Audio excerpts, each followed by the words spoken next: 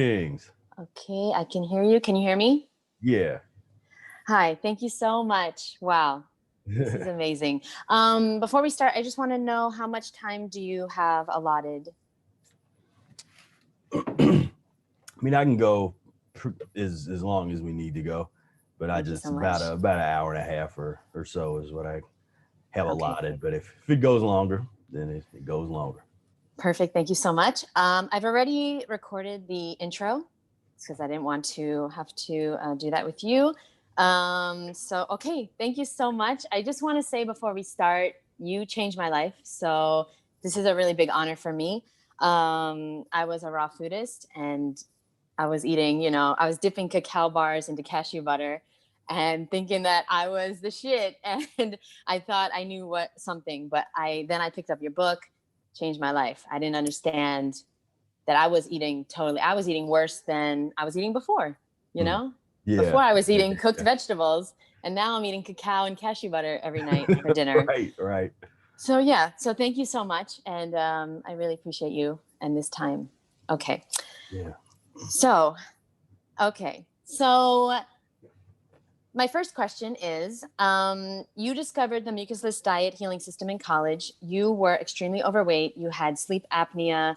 And within 6 months of discovering this lifestyle, you lost a lot of weight. You lost over 100 pounds. You cured yourself of, you had chronic bronchitis. You had a lot of health issues. And my question is, I'm wondering, did you slowly transition or did you go cold turkey? Or some vegans call it like cold coconut, I think. But did you go cold turkey or did you transition like you recommend now? I transitioned. I definitely transitioned, and I used some of the transitional tools that would be considered controversial in some vegan circles or certain raw foodist circles, but there is a cottage cheese thing that I got into, is recommended in the Mucusless diet book. It was like cottage cheese mixed with uh, Right, applesauce and dates, and I did right. that for a while. And then I got to a point, as my body started getting cleaner, I could no longer tolerate the cottage cheese, and I transitioned off of the cottage cheese and got into the baked banana. And so Yes. then once I got into the baked banana, applesauce, and dates, that was like a life changer there. That just there's a whole world there, and a lot of the raw foodists and people that never transition, they totally miss that. They miss that entire experience of what that does to your body when you allow yourself to go through those all those paths. But yeah, no, there was some aggressiveness in certain areas, but so I would say, the first couple weeks I did some things that I wouldn't necessarily recommend other people do, in terms of doing what a lot of people do, where they eat nothing but fruit for a period of time. So I did do a little bit of eating nothing but fruit, but it didn't last very long, and I got right into the transitional methodology pretty much from the beginning. When you did the nothing but fruit, did you have some severe detox symptoms? I didn't. It Oh, you was, didn't. so for me, it worked. It doesn't work for everybody, and No, it's not no, it doesn't. recommended. No, it And but doesn't. yeah, for about 2 weeks, I ate nothing but apples, and it was more. Honestly, this was even before I really read the Mucusless diet book, so I don't even count it in the sense of like I read the Mucusless diet book and then did something else. This literally was before I actually sat down and read the book. I did what I tell people not to do, which is Hmm. I heard these ideas. I'd talk to Brother Air for 3 or 4 hours that day about just the diet, and it was more of a philosophical thing. And so I was just curious. I was like, what would happen if I just ate nothing but fruit for some days? Yeah. And so it was just kind of that kind of thing. In my case, it ended up sort of jump starting me and kind of catapulting me into the Mucusless diet in a good way. So I was ready for the transition by the time I'd read the book. But yeah, like I said, I don't recommend doing that. That's generally not not we Yeah. don't have to do that anymore. We now have the Right. information. The We have internet. Yeah. Exactly, the internet, the people's experiences and case studies. So we, if you are getting this message now, then you don't have to go through those potential pitfalls. Yeah, it's funny you say that, because I feel like a lot of people, they get into this stuff because they're like, I wonder what would happen if I just ate, raw food for a week or a month. That's what Yeah. happened to me. In 2011, I discovered raw food and I said, what would happen? Okay. And I felt amazing, but then it was really bad. I got really bad, really, really sick. Okay. And that's why I'm so grateful for your work and your information. And what is so amazing about what you've done is, I just want everyone to know that, so there's a book called The Mucusless Diet Healing System. Okay. And this book, I believe it was written in 1922, or it was published in circa. 1922. Yeah, between 1920 and 22, there was some different editions that came out, but Okay. by the 22 is kind of the main. So written in very early English, and I read this book in 2011 and I couldn't understand it, and it didn't translate to me. I didn't get it. Somebody recommended it, but I didn't get it. But then somebody bought me this book. It's the same book, but it has been annotated and kind of translated into new English, into into modern day English. And it really, I got it, and I understood what the fundamentals were. So Professor Spira has annotated and revised and edited the Mucusless Diet Healing System, which is a very, very simple system. I love it so much, and I think that's why you love it too, because it's the truth, and the truth is always very, very simple. And that's what is the basis of all of Professor Arnold Ehret's work. It's just based on the truth, which is always simple. Can you tell me I know you had a mentor, which is amazing. But what really inspired you to adopt this lifestyle and try it out? Definitely. Brother Air, aka Willie Smart, huge influence on my life, and musically, and in the Mucusless Diet Healing System, and then just personally. So I would definitely cite him. On a deeper level, I had been on a spiritual quest and journey that was, it was one that I kept to myself, in terms of, I'm one of those kind of people. I'm not into evangelizing a particular spiritual religious belief system or if anything, I would rather not influence other people with my thought. And that's just my personal belief. But I was on my journey and searching for the philosophical answers. Why are we here? Why do humans suffer? And Were you vegan at the time? No. Okay. Not yet. Yeah. Not yet. Wow.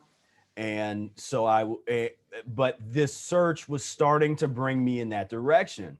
And around my senior year of high school, I kind of lived like a double life, or even a triple life, because in school I played, the varsity football player, popular kid. You were a big football player. Yeah.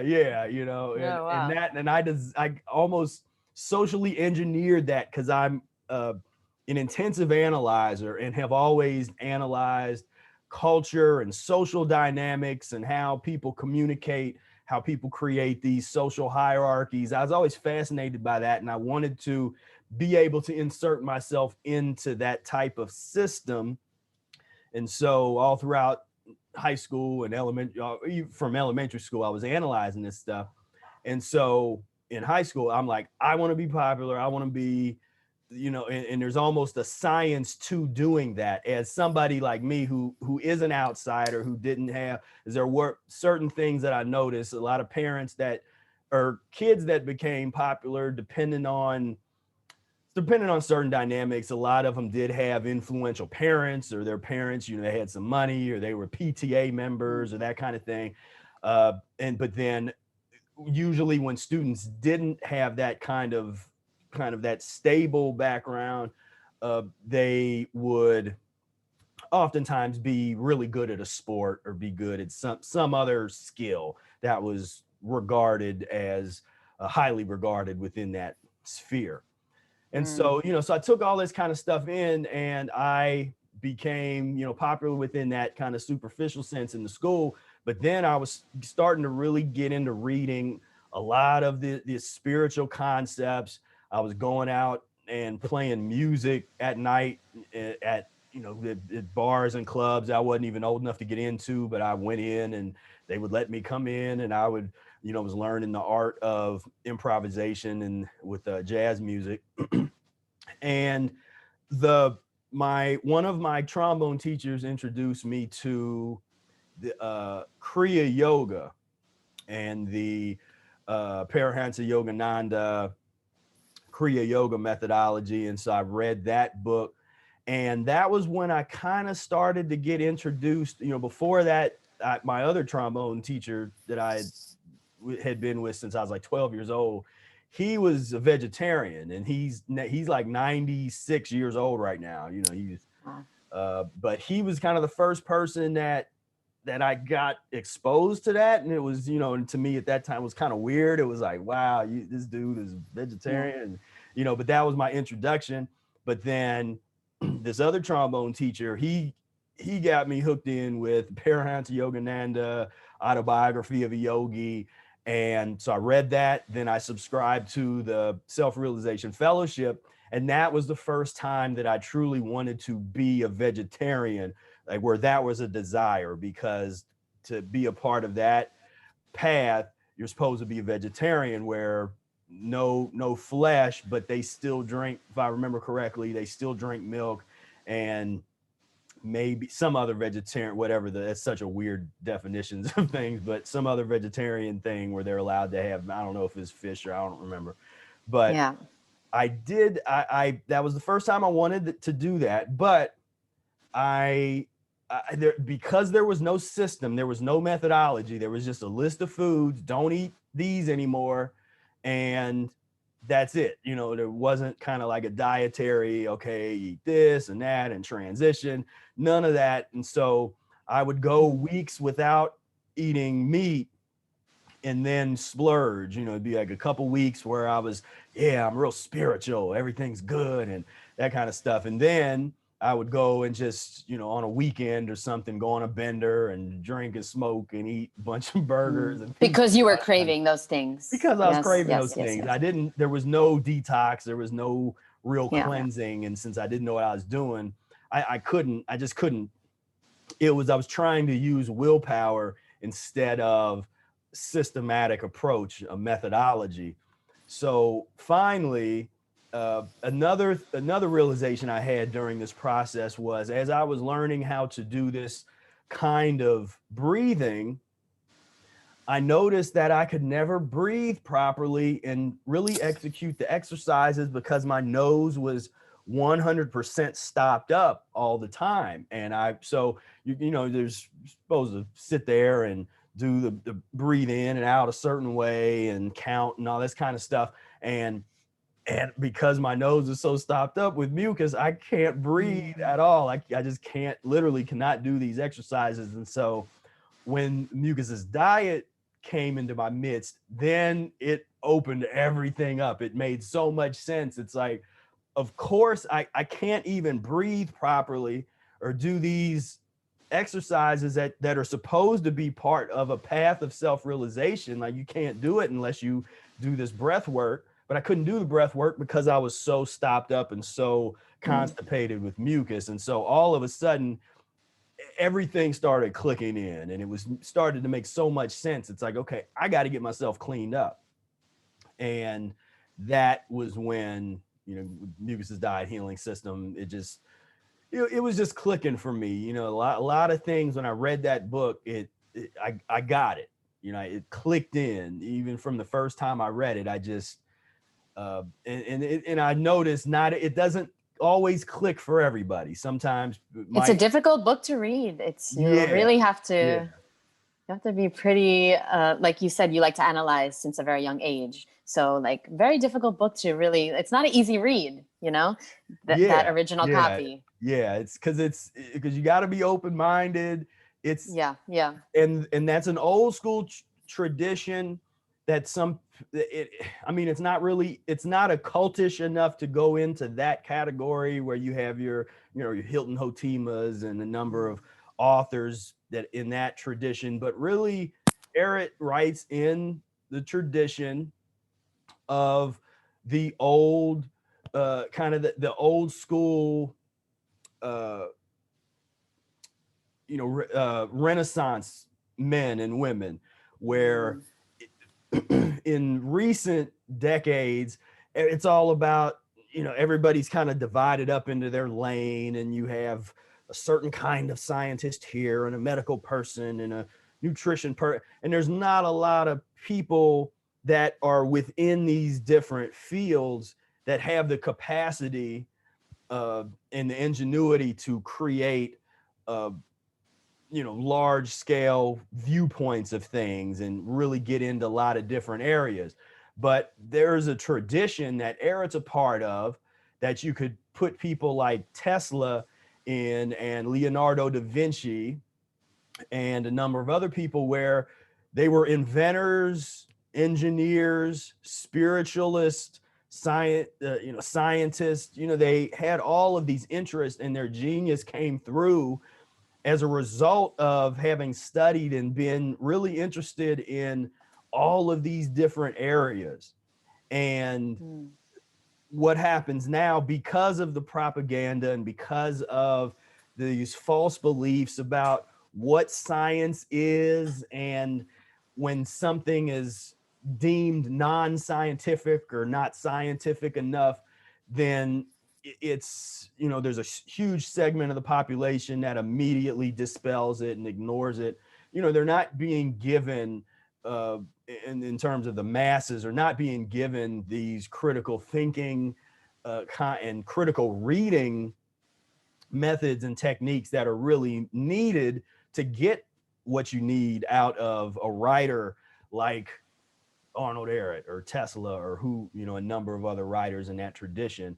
And so, and I mentioned that, and part of what I tried to do, even with the annotations, was to give voice to some of that kind of analytical reading, the kinds of things that you should actually do yourself as you're reading it. I know that not everybody does that or has that skill. And so, okay, here's the annotations, and say, okay, because every time you see the name of somebody, the old school technique is, well, okay, I don't know who this person is, let me research them. But the average person, they won't do that. They read it and there's like, okay, that's a weird, it just kind of go by, because it's like, okay, who's this person? I don't know. They just kind of keep on going. And or a word. There was a word in the book Yeah. that I had no idea what it meant. And then you said that it meant protein, a protein rich diet, algum, something. I forgot the word, but yeah. So like that's an example. Yeah. You're not just going to look that up, Oh, but you well, had the it in albumin. There. Yes, that word. Yeah. I never heard that word before. Yeah. Because they don't use it as much. To these days, unless you're real high up. And I think there's some medical circles that use that when they're talking about blood and stuff. But yeah. So you brought up some really good points. To backtrack what you were saying. So first of all, I wanted to ask you about breath work because of, honestly, okay, so this was really shocking to me. Arnold Erit wrote that instead of being obsessed with eating nutritiously, you wrote this. Instead of being obsessed with eating nutritiously, Erit asserts that our focus should be on the most fundamental aspect of human life, which is breathing and the natural elimination of internal waste. So really, we should be focusing on the most important, which is breath. That is more important than getting all these nutrients and getting the supplements and getting enough of the vitamins and minerals and nutrients. So now my question is, do you have a specific breath work practice? And what is that? So I don't really, I've basically created my own over the years, my own breath work practices, my own meditative practices that are based on a lot of different influences and things that I picked up over the years where I Yes, because you started very early with breath work. Yeah. Learned about that very early. Yeah. So a lot of and there's certain things that are kind of hardwired that I don't even think about as being special, but then I'll hear somebody teach somebody else about it, and then they never heard about it. And then I'll kind of realize, like, oh yeah, I guess I've been doing that for a long time, but I guess not everybody does it or think about it. But just something as simple as, because kind of the baseline is to become aware of your breath, become present in the moment. There's a bunch of people teach that kind of thing, but you got to do it. So Correct. there's a lot of people There's that one thing know about this knowing stuff. what to do, and then there's nothing about doing it. Yeah. And so we I'll all do know that. what to do. Yeah, we know what to do. And then some of the different, breathing and extending the breath by counting, breathing in through the nose for 6 seconds, holding it for 6 seconds, then breathing out through the mouth for 6 seconds. I mean, that's kind of a real basic, and you can change the length of time because as you really start to get more advanced, you can get it to a point where you have, like 1 breath a minute. So you breathe in for 20 seconds, hold it for 20 seconds, and breathe out for 20. I mean, but that's part of the practice of what are you trying to accomplish with your breath. I have studied a little bit of the Wim Hof. I'm just going to ask you about that. Yeah. You're reading my mind. And, I like, it's different because I know it goes against a lot of traditionalists that say you always want to breathe in through your nose and never your mouth. I've heard some people recommend trying the Wim Hof with your nose, which I have done it a few times. Yeah. They say it's much better. Yeah. I was going to ask you about that. Yeah, that's one of those things that, I do prefer to breathe in with the nose, but I also understand I'd seen I forget the name of the person, but it was somebody that is a lesser known figure, but is friends with Wim Hof, and he's in that area. And I think this was maybe a Joe Rogan interviewed this person, and he was kind of talking about the actual kind of a lesser known history of that methodology, which I hadn't heard of those origins before, but he kind of breaks that down. And he kind of was mentioning that where from a Wim Hof perspective, we just got to get people breathing, because most people aren't breathing correctly for any percentage of the day at all. And so by using the mouth to do mouth breathing with that really intense breathe in and breathe out method that he promotes, it just kind of supercharges, gets that oxygen in there, and kind of supercharges your battery. So I can see situations where that can be beneficial.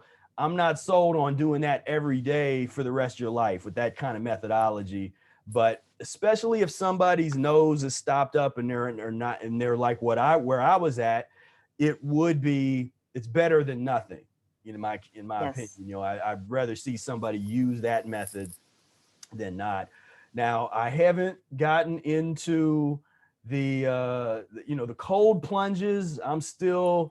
I'm not sold on that. I understand it, and I know what it's trying to do physiologically, but I'm kind of on the other side where because I'm thinking in terms of equatorial people, and humans being a tropical species, that our bodies are not really made for the the frozen tundra water and that kind of thing. And like I said, I understand what it's doing, but there is some physiological archaeology to kind of get into, and depending on physiologically how are your ancestors, like, where did they come from? Did your ancestors, how long have they lived in places where they had to wear clothes to stay warm? Because essentially we're creating like little micro tropical areas in our clothes when we're outside, or we have a coat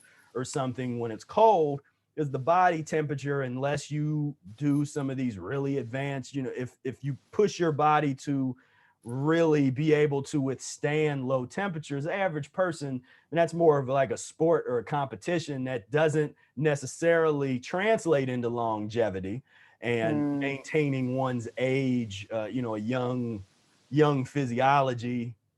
Because that was one of the things that I kind of interrogated with the Wim Hof was, okay, to what extent, if this is done for extended period of time, does is the body aged?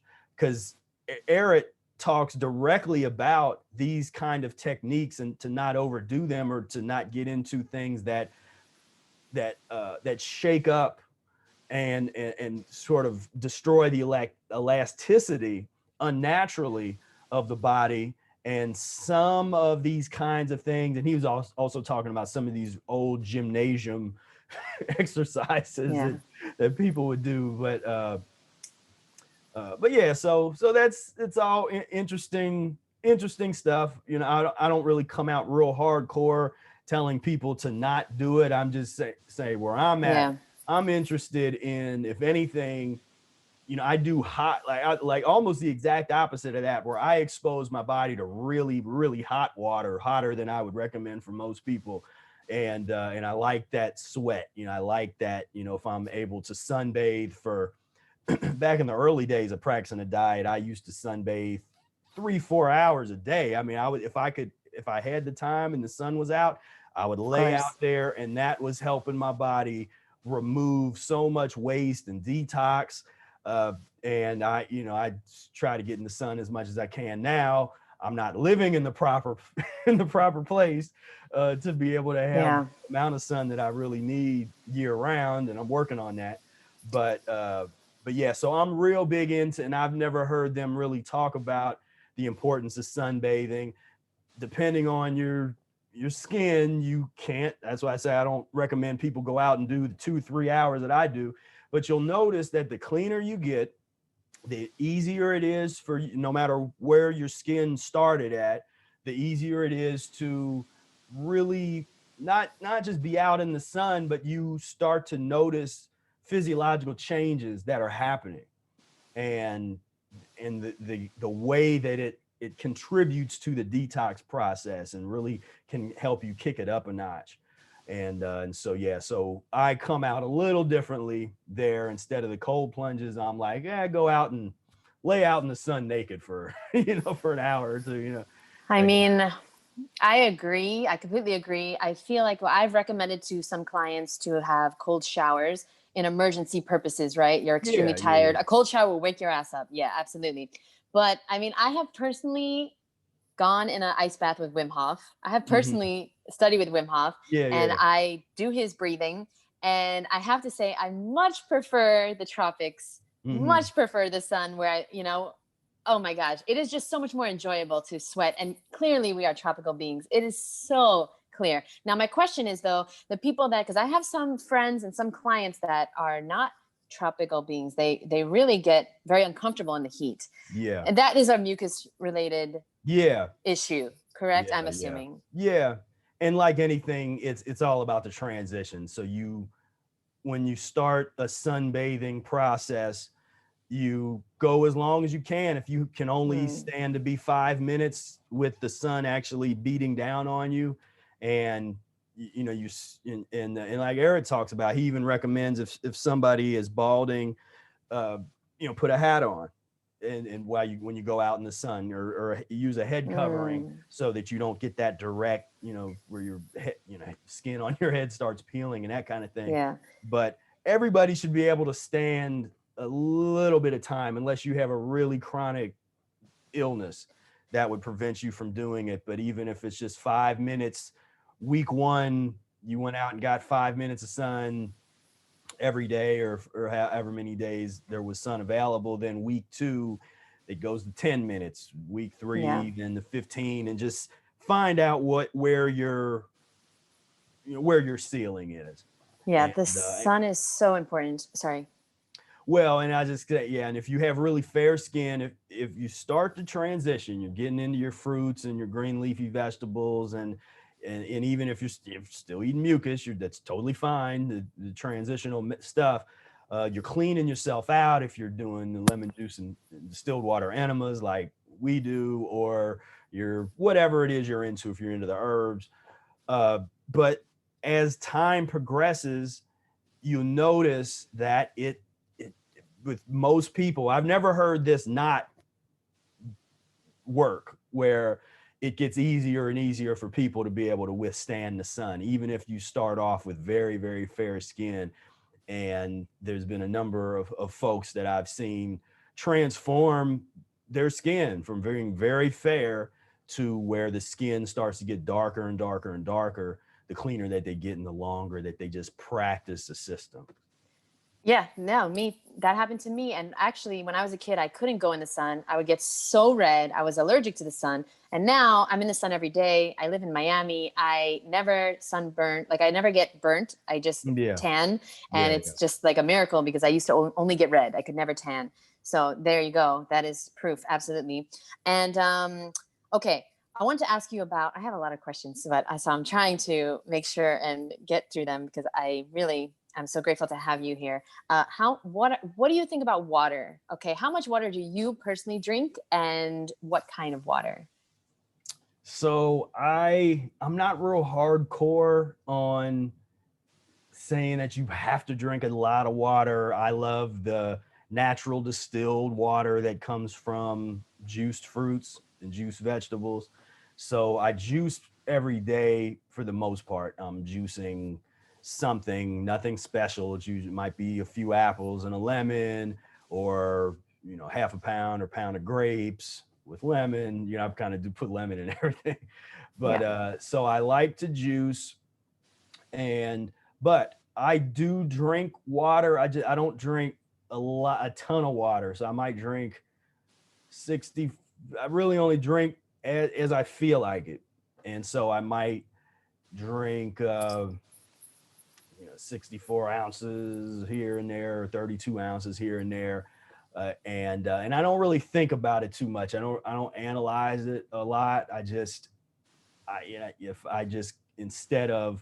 I don't want some juice all the time, I'll just get in, especially if I'm out on the go, I'll drink water.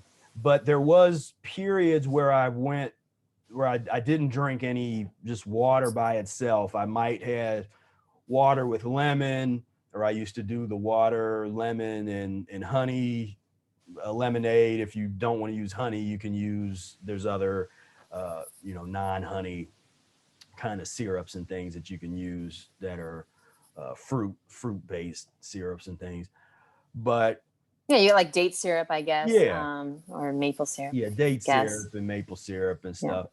Now I know that someone like my friend Brother Air, he doesn't drink water at all. So he does lemon juice and distilled water enemas almost every day.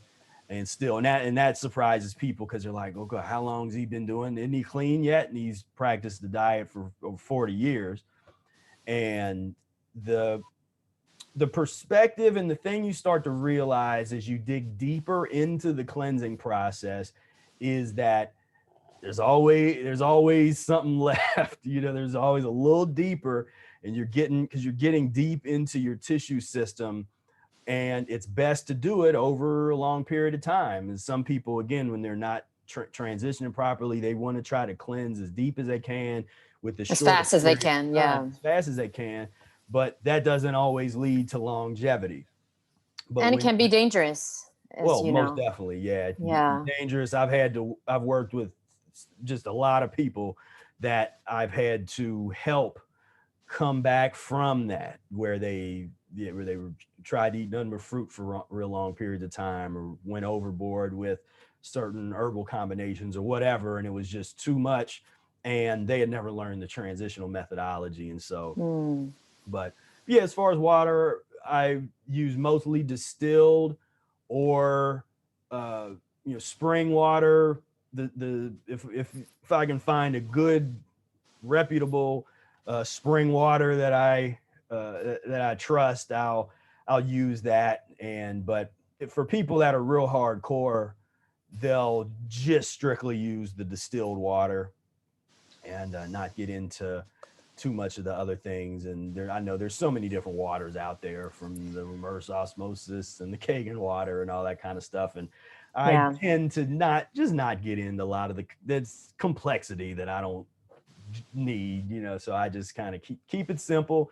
I would love a clean spring. If there was a spring locally that was clean, I did research on this, and I couldn't, and there was a website that actually went to all the different springs in the state of Ohio that I live in, and they ran tests on all of them, and none of them were as pristine as I would want it to be. So if I was in Switzerland, I'd probably go to I'd probably pretty much use the springs out there, because I think it's still pretty, despite so if you're watching this in Switzerland, you better not be drinking bottled water. That is no. Yeah, if you're in Switzerland, I mean, that's probably some of the best water that I ever drank was just on just a stream. I was in high school. I did a tour of Europe with a band it was like kind of an advanced band of the best music students in the state of Ohio. And but yeah, we went through Switzerland, and that was the best water I've ever drank. I can't imagine. It was like just alive, and I just took it right out. It felt like it was hydrating you. Yeah. Yeah. Yeah. Because most waters are dead, and they're actually not hydrating you. And so it's actually, I think water, you know, I've heard that it's good for removing toxins, kind of just, you know, I don't know if you agree with this. Tell me. It's good for removing toxins or flushing toxins, but it's not hydrating. Do you think that's true, that it's good for flushing toxins out of the body in some way? Yeah, it just depends on where you are physiologically and what you are trying to accomplish. I think sometimes, and if you're using distilled water and you are mineralizing it with something like lemon juice, which is usually very rare, I'll just drink the water without anything. But so I'll put some lemon juice in it, which is just kind of unconsciously mineralizing it. But I think that it has that property of being able to flush. And as Eric says, if you happen to do a water fast, or you are fasting on water, when you do drink it, it does kind of allow the tissues of the body to squeeze out if there's something to be squeezed out. It's kind of like running a rag through the water and then squeezing it out when you actually, but that's not just sort of drinking it whenever you feel like it. That's if you are doing a water fast or a lemon water fast or something like that, when the body is going through that process of squeezing out the toxins, then that as a tool that would aid in that. But for people that think that, you know, drinking a gallon of water a day, but you're eating your regular diet, that's somehow helping you cleanse and this kind of stuff, I'm like, I don't really agree with that. It's you know, it's a total different, you know, water is just a tool. Like transition menus and things are just a tool. All these different things, if you look at them as tools, and then when you're studying and you're learning about these things, you think about them in that sense of when, where, and why should I use this particular tool. So because what ends up happening is people often think in very kind of linear fashion about herbs and water and fasting and these kinds of things, instead of, when you do study all these different tools that we have, in my opinion, it's better to realize which tool is best to use for a particular time. So there are cases when I might recommend somebody drink a lot of water, depending on what they're going through, what their physiological situation is, what they're trying to accomplish, the ailments that they're going through, the symptoms. We look at symptoms a lot, as opposed to, we don't really care what a doctor has said you have. It's like, well, what symptoms are you actually experiencing? And we go from there based on that. then we have a bunch of different tools at our disposal, whether it's something like water, herbology, colon irrigation with enemas and colonics, to eat nothing but fruit for a particular period of time, or to eat what I call Eric's 2-course menu, where you have fruit, wait for 15 minutes, and then have the vegetable course. These are all tools, and when you learn how, the mastery comes from learning when, where, and why to use a given tool, and to just not try to have a one-size-fits-all kind of approach, especially if you're working with clients or you're working with yourself.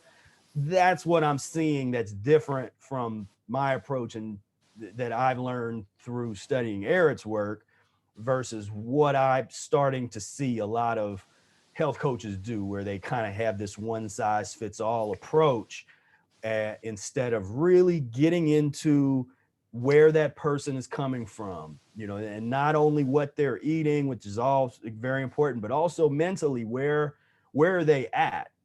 You don't want to, if somebody mentally is coming from a place where they've never fasted, they don't believe in it, then don't recommend that they do a 40-day juice fast, even if physically they could handle it, mentally they're not there.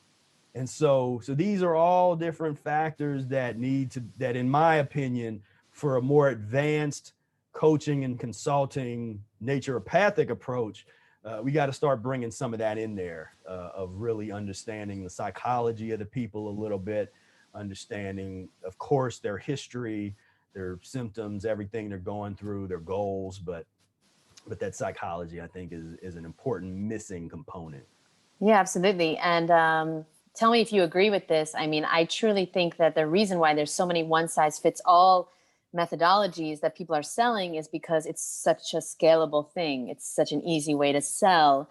And as we know, most industries are about profit, and profit is great. Profit is important, but not at the cost of health. And yeah, I really truly believe that there's so many one-size-fits-all plans that people have, and it doesn't work. It just doesn't work, because we're all starting from different places. We're all, like you even said, you just made me think, I never realized that, mentally.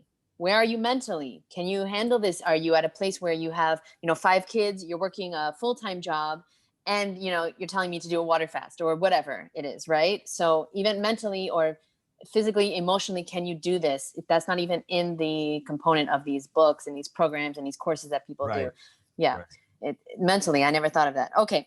Now, just really quickly, because you brought up colonics as well, I'm wondering your view on colonics. You speak a lot about enemas, especially lemon enemas. Of course, we know about that, but what are your views on colonics? Do you get them, and how often, if so? So I've had them, but I don't get them often. But I'm a fan of them for people that have the money. There's a lot of people, that there are a little expensive. And some people, it's not expensive to them at all, and they got the money, but other people, they don't. And when you don't, then it's kind of like you're better off just doing the enemas, and you can add lemon juice to it. There's not a lot of colonic places that you'll find that will let you I've never found one. Yeah, no. I haven't either. That's gonna let you like add something to the water.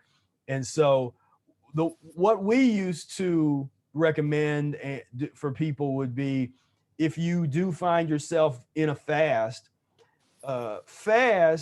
and then before you start to break your fast, like toward the end of it, go and do a series of colonics, and see the blow the mind of the colonic folks, where they're like, because when you're doing your fast, you want to be doing those enemas still. And again, with these tools, is some people say, well, I do colonics, does that mean, do I have to do enemas? I'm like, these are totally separate tools, total different kind of situations. Then people bring in the stomach and bowel herbs. Again, that's a different tool. In some but cases, isn't a enema, like a colonic, goes throughout the whole intestine, and the enema only goes so much? It depends on how clean you are. Because we've done, and I give this as an example. I'm not saying that other people need to do this or that this is how it should be, but I and Brother Air have had the experience of in a longer fasting period where we had been doing lemon juice enemas consistently, where the water, especially if we invert our body while we're doing the enema, where the water goes through the entire system and out the mouth. Like I said, that's not, I'm just saying that just to sort of put that to rest, of that the enema only, because that is kind of what they say. They say is, oh, the enema only cleans the colon, or it goes only, like, I don't know what they say, maybe a foot in, and then the colonic goes throughout the whole large intestine. And I've just, my experience is, again, they're basing that kind of theory, one, on people that haven't done consistent enemas, because if you just do one random enema here and there, that's not going to do much of anything, of course. And especially if you're constipated with 32 feet of impacted intestines, where you just have 10 to 20 pounds of uneliminated fecal matter, and especially if that fecal matter is derived from pus and mucus forming foods, it's going to be very sticky residue left over. And if that's just sort of sits solid in there, that's why we recommend doing the enemas regularly over a period of time, in conjunction with the improved diet. You getting those salads in there and all that fruit and things that help move that stuff out of there. And when you combine that with the enemas, then you're creating a situation where you're retraining your body to actually eliminate properly, because most people aren't even close to eliminating properly. And so it becomes, as Brother Air calls it, the forgiving factor, meaning that's the one thing on days when you have really bad cravings, or if you fall off the wagon, you eat something you're not supposed to, your saving grace is that enema. That's the game changer. And that was when I was able to get off of meat, because I wasn't able to do it before I started doing the enemas. I tried, and I would go, but at a certain point, because as long as those poisons are in your system, you will crave them. Yes. And so as soon as I started, maybe two weeks of doing daily lemon juice and distilled water enemas, I literally could feel that craving for dead animal flesh started to leave my body. Like it was going. And then of course in the eliminations, I'm just having big, strings of mucus, and that black tar mucus is coming out, and all that kind of good mucoid plaque pictures that you can find online. Like I was getting all of that, the craziest, scariest looking stuff out. And I really wish I would have took pictures of all that. I know there's no pictures in the book. No, not that book. Now I did in Spira Speaks, I do include, I think I might include, there is one picture of a mucoid plaque strain that I have in there. So do you think that, so the reason why I recommend colonics to people is because I truly don't think people have the discipline to do the enemas every single day, or the lifestyle to do it, right? Do you think that it's okay to supplement one colonic for, consistent enemas, or you think that is dangerous, or not dangerous, but you think that doesn't really equate?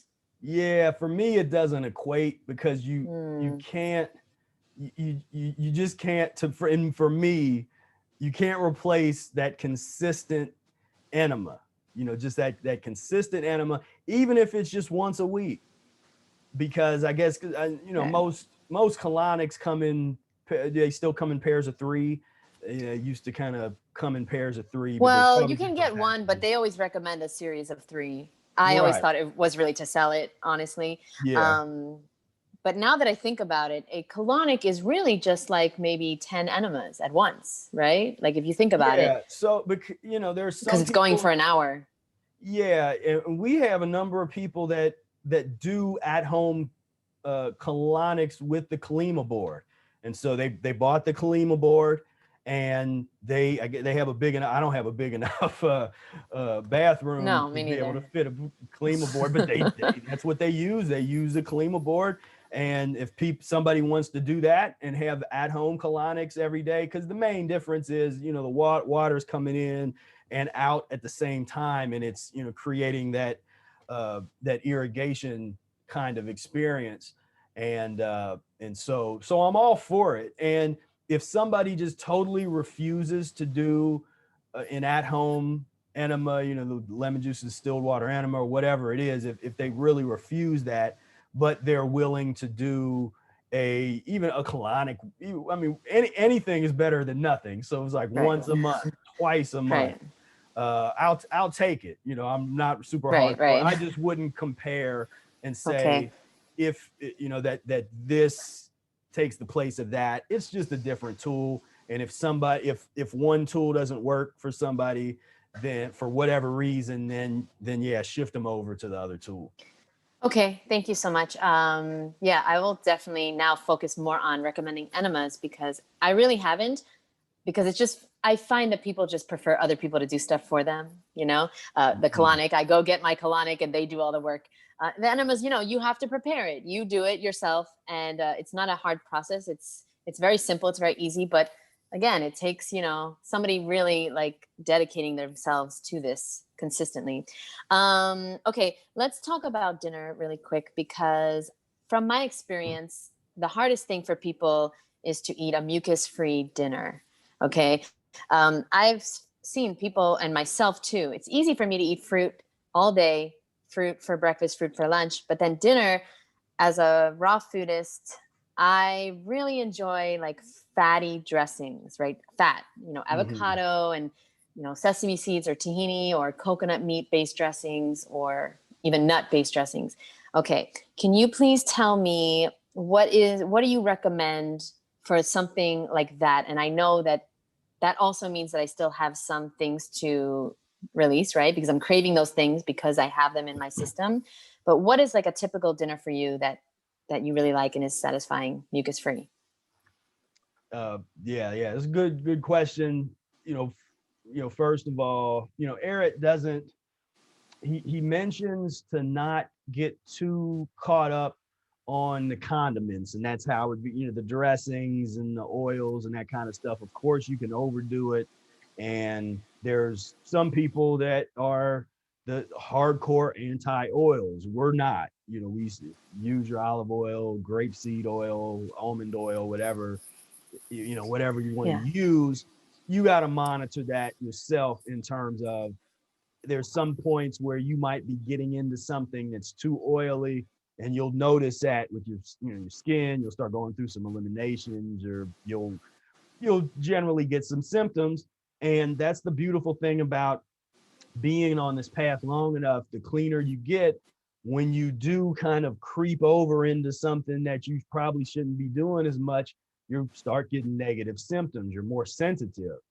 And so I like to focus more on that the sensitivity, the transformation of your physiology, as opposed to being really hardcore about particular little, like, oh, don't Okay. eat, don't ever consume this, never do that. Like, I'm not, you know, it's a different way to be hardcore, because I'm being hardcore on, we were just talking about the enemas before. And I was going to mention, I got a little 20-minute video, how the quintessential how-to video on enemas, so you can always watch that. Okay. I will put the link.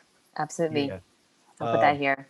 But you know, but it's, if the more you transform your physiology, the easier the process gets, to where you're not thinking about it all the time, because you shouldn't be obsessing and thinking about what you're eating all day. That kind of stuff that's not good, you know, in my opinion. So, and you don't want to be hard on yourself. But in terms of eating, it depends on where you are physiologically. And this is a video I'm working on right now where I try to give different examples of what I may have eaten in the first 5 years of practicing the diet versus the first 10 years, the first 15 years. Those different little time periods are totally different in terms of what I would actually be eating. And so, but I'll say one of the most satisfying meals, transitional meals for me over the years has been the something like baked acorn squash or baked spaghetti squash. So something kind of heavy like that. And I give you the whole, so this is for somebody coming from a regular diet. They're hungry. They haven't really cleaned out a lot of that acid out of their stomach. So they still have what people used to still call hunger. I don't experience that. Once you clean yourself up a little bit, even if you don't eat anything, you don't get that acid on the walls of your stomach. It doesn't hurt when you're hungry. A lot of people have like hurt, a pain. exactly. It's a different experience. But so the full meal, if you want to, just for people really that need to just get a lot of food in them to be satisfied, have a 2-course, Eric's 2-course meal. So you could have a fruit portion and especially fruit followed by, or dried fruit followed by some juicy fruit. If you need a little natural laxative situation, if you're really kind of backed up, so maybe eat 3 or 4 apples, followed by some mission figs or raisins or something like that.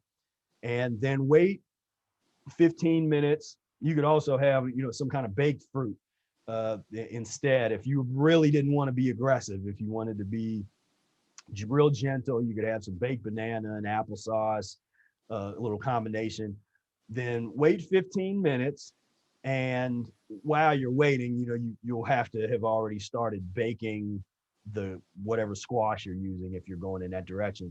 But baked acorn squash, and you can put some seasonings on it while it's in there. And actually, in my e-course, I actually have a how-to video on how to make this particular thing I'm talking about.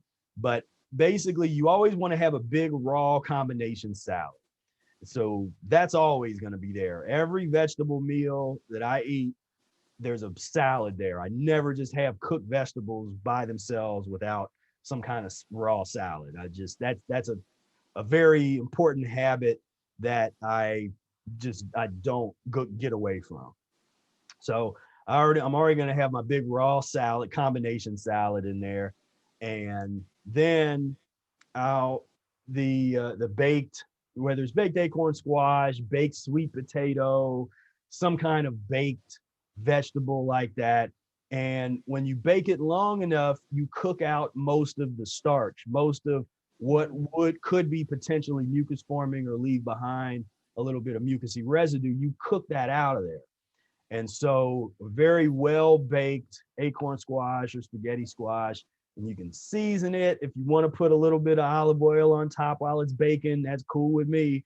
And you can even make a little tomato sauce and put that on the top at the last 10 minutes before you take it out if you want, and just really make it taste good. And as you learn how to use, and I don't use salt on anything, and I didn't miss it, but if you are craving salt, you can get into dulse, the kelp granules and dulse granules, or put dulse in your salad or whatever. There's options to get away from the table salt kind of stuff. But to me, those natural juices and flavors, and with just some good fresh kind of herbs, whether it's oregano or whatever, your thyme and whatever you want to use, it just brings out these great flavors in these baked vegetables. And so you take that out of there, have the big salad, the baked, whatever it is that you baked, and for a lot of people that would be enough. They wouldn't need anything else. You could eat that, and boom, you're gonna feel satiated. Yeah. If you're still craving a little bit of mucus, then that's where you bring in some kind of you know, in the case that Eric recommends, well toasted wheat bread, and I did that for years. So if you take something now, if you're intolerant to the gluten, then you can use something else. There's options here, but the classic recommendation is 100%, some kind of 100% wheat bread, and a lot of us you would use the Ezekiel brand breads. And when you toast it really well, you cook out a lot of the stickiest, gluiest properties of it. And so having that, maybe put a little nut butter on top of it or something like that. But the key is you eat that toward the end or at the very end of your meal. So it's not all mixed together. It's something that's like you're still kind of hungry. You could use a little bit more food. Then boom, have a little toast with some nut butter on it. And I don't recommend it to anybody now, and most people don't have to use it now, but I mean, for several years I used soy butter when I was eating like that, when I was in that mode of where we call kind of mucus lean kind of mode. Then you know, I would use that. You know, these days there's a lot of other options where you don't necessarily need that, but then even still, you can continue to build if you find that you're still hungry. Most people would not be hungry if you really made this whole combination properly and you eat all this. You are going to be satiated. You might not want to,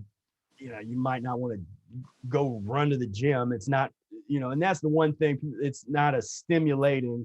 A lot of these meals are not real stimulating. You eat them and then you're like, okay, now you're ready to meditate and chill, because it's not a stimulation based eating process. But even then, if you're still hungry, there's other little, even if some cooked beans or something, a little something on the side that you have. Again, with that big raw salad is the key, because it's going to help whatever you eat that is mucus forming. It's going to help it eliminate so much better than if you didn't have it there. And but this kind of combination, this kind of organization makes the transition a lot more sustainable, bearable, fun.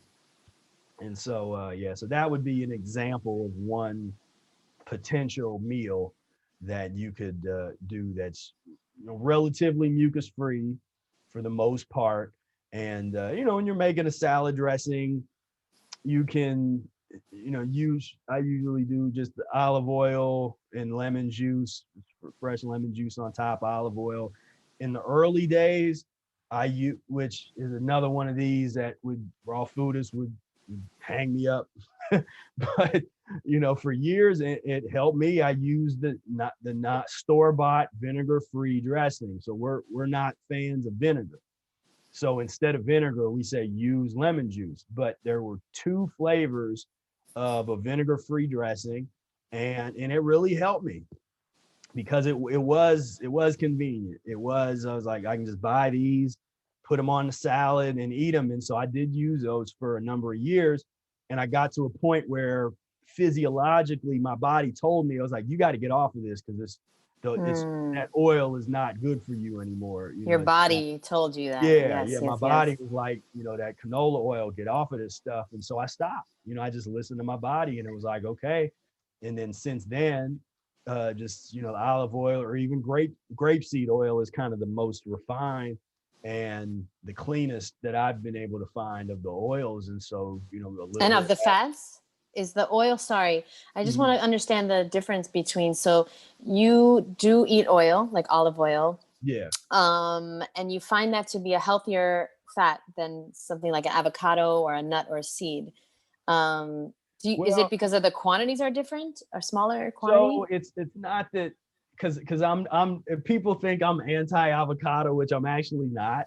I was over the years in my work, I've just tried to make the point that it's not this superfood, because it's not the healthiest thing on earth. It's not the healthiest thing. It's, people think it's healthy when it's not this sort of manna from heaven kind of stuff. And there were people that were either eating people that were saying they're raw foodists, but they would eat 6 avocados as a meal. Like literally, they sit there and eat it. And this guy that I'm thinking of that filmed himself doing it and promoted it, he's not on any kind of this Nikocado avocado. I did a video. He's really bad now. Yeah, I mean, he just, look at what happens. Look at what happens. That's what happens when you don't transition. And so, so if somebody wants to, because there is an anti-oil movement, and I respect all this stuff. I'm just not hardcore as people think that I am, because I like breaking down what does it mean to be hardcore? Like, what does that even mean? And because people are like, dang, Spira's hardcore, but I'm not hardcore where you think I would be hardcore. I'm hardcore on a lot of mental things and a lot of really pushing yourself mentally to understand ideas, challenge preconceptions, challenge all of this orientation that we've been handed and really forced, that we haven't been taught to question things, to question the protein theory or the vitamin theory. We don't even know that they're theories, most people. And so I'm real aggressive there. But when it comes down to the eating part, I instead of pushing people saying you can't do this or get off of this right away, I'm way more gentle, just saying, what if we just, instead of eating this, try this other thing, or instead of eating it like this, reorganize how you eat it a little better. You don't have to get rid of it, but put it at the end of your meal, or make a bigger salad with it. So that kind of thing. So when it comes to the transition, I'm not as hardcore as people think. And so with oils, or if you're anti-oil, then use an avocado. I would stick to one. If you're going to make a dressing out of an avocado or something like that, or put it in a blender or some water and lemon juice or whatever you're going to do, and some seasonings, I wouldn't have a bunch of it. I would have, if you're going to thin it out with the water, something to kind of make it like a dressing, then then do that, and you can stay away from the oils if you want to. My thing there is just to make sure when you do an audit of what you're eating, that because if you notice that you're dogmatic about something, it's because that's one of those dogmatic things. And I tend to I like to analyze, well, what is dogmatic out there in the different health circles, because most people tend to market themselves or their products sort of based on a particular dogmatic framework. And it's hard not to, because you're putting something out there. And you're trying to be known for something specifically. Yeah, that too. Yeah. Of course. And so kind of the anti-oil, that became one for a whole particular kind of group of people, be anti-oil. Yes. But then I'm looking at some of the choices that they're allowed to eat, and I'm like, well, I would much rather see you have some oil on a salad than to eat what you're actually eating, which is like, right, French fries, whatever. Yeah, French fries, some kind of thing. Yeah, not French fries, but like white potato. Not French fries. Yeah, rice. Yeah, the starch potato. Well, and even some of that, rice, and even some of them, they would do white potatoes maybe in an air fryer with no oil, and they would think that that's great, that's a lot better than if they did it with the oil, But they just get this fixation on like zero oil. And my thing is, I don't, and I try to look at myself objectively in our approach. And I think we have one of the most open approaches that is open to analysis, that is open. There's still a framework. I mean, you have to start somewhere. So that's why we always tell people, read the Mucusless Diet Healing System book, get that fundamental information and understanding. You don't have to agree with all the philosophies or believe some of the more controversial concepts when it comes to whether it's the discussions about blood or that, whatever. You know, you don't have to agree with all of those things to benefit from the methodologies. But it's, you know, I look at myself, I'm like, okay, well, where, even in our community, where is a dogmatic kind of, and if anything, our dogmatic thing is you got to read the book. Don't be out here just trying to get the free information and think and hearing what people say about it and think you know what this is. You don't know what this is unless you really read the book with an open mind. So that's sort of the landscape that we've tried to create. And at the same time, having that kind of open system, for some people it's hard because they like that I call them foodless diets, where there's a list of things that you're allowed to eat, you're not allowed to eat. It's like cut and dry, and it takes the thinking out of it and the reasoning. Yes. And people love that. And so that's one thing that some people don't like about ours, because there's a lot of freedom over here. Once you know the methods and the systems and kind of the principles of the system, there's a lot of freedom, and it's up to you on what you want to do with the tools. And I like I like that about it, because I'm more of a freedom person. You know, I love freedom, and so I like that this is customizable to each person's situation, and it's not a hardcore, you know, you have to do this, you have to get off of this as soon as possible, you have to do this. It's kind of like, no, here's what you can do, here's the tools, here's the best practices, what we encourage that you do, but I'm not going to kick you out of the group like you get kicked out of some of the raw food groups if you say the wrong thing, or you believe the wrong concept. You know, you get, or God forbid you eat a baked acorn squash. God forbid. Yeah, you're that's out the club. You know, that's the thing I loved about this book. It blew my mind because I was in that club. I was in the David Avocado Wolf Club, where, you know, cooked food is poison. I don't know if you read the Nature's First Law, or you've seen the book, whatever. Yeah, way back. Yeah. After every chapter, it says cooked food is poison. That's how it ends every single chapter. So that was me. And then I read this book, and then I started realizing and experimenting and realizing that, wow, a baked fruit like an acorn squash or pepper or butternut squash, whatever, seems way healthier than, you know, 6 avocados or dehydrated food or all these nuts and all these, you know, all this salt, and, you know, which salt is allowed on a raw food diet, which is crazy. You know, most raw food diets, you know, raw food, gourmet food, there's so much salt, Himalayan pink salt and stuff, but like, it really makes you so dehydrated and you do not feel good.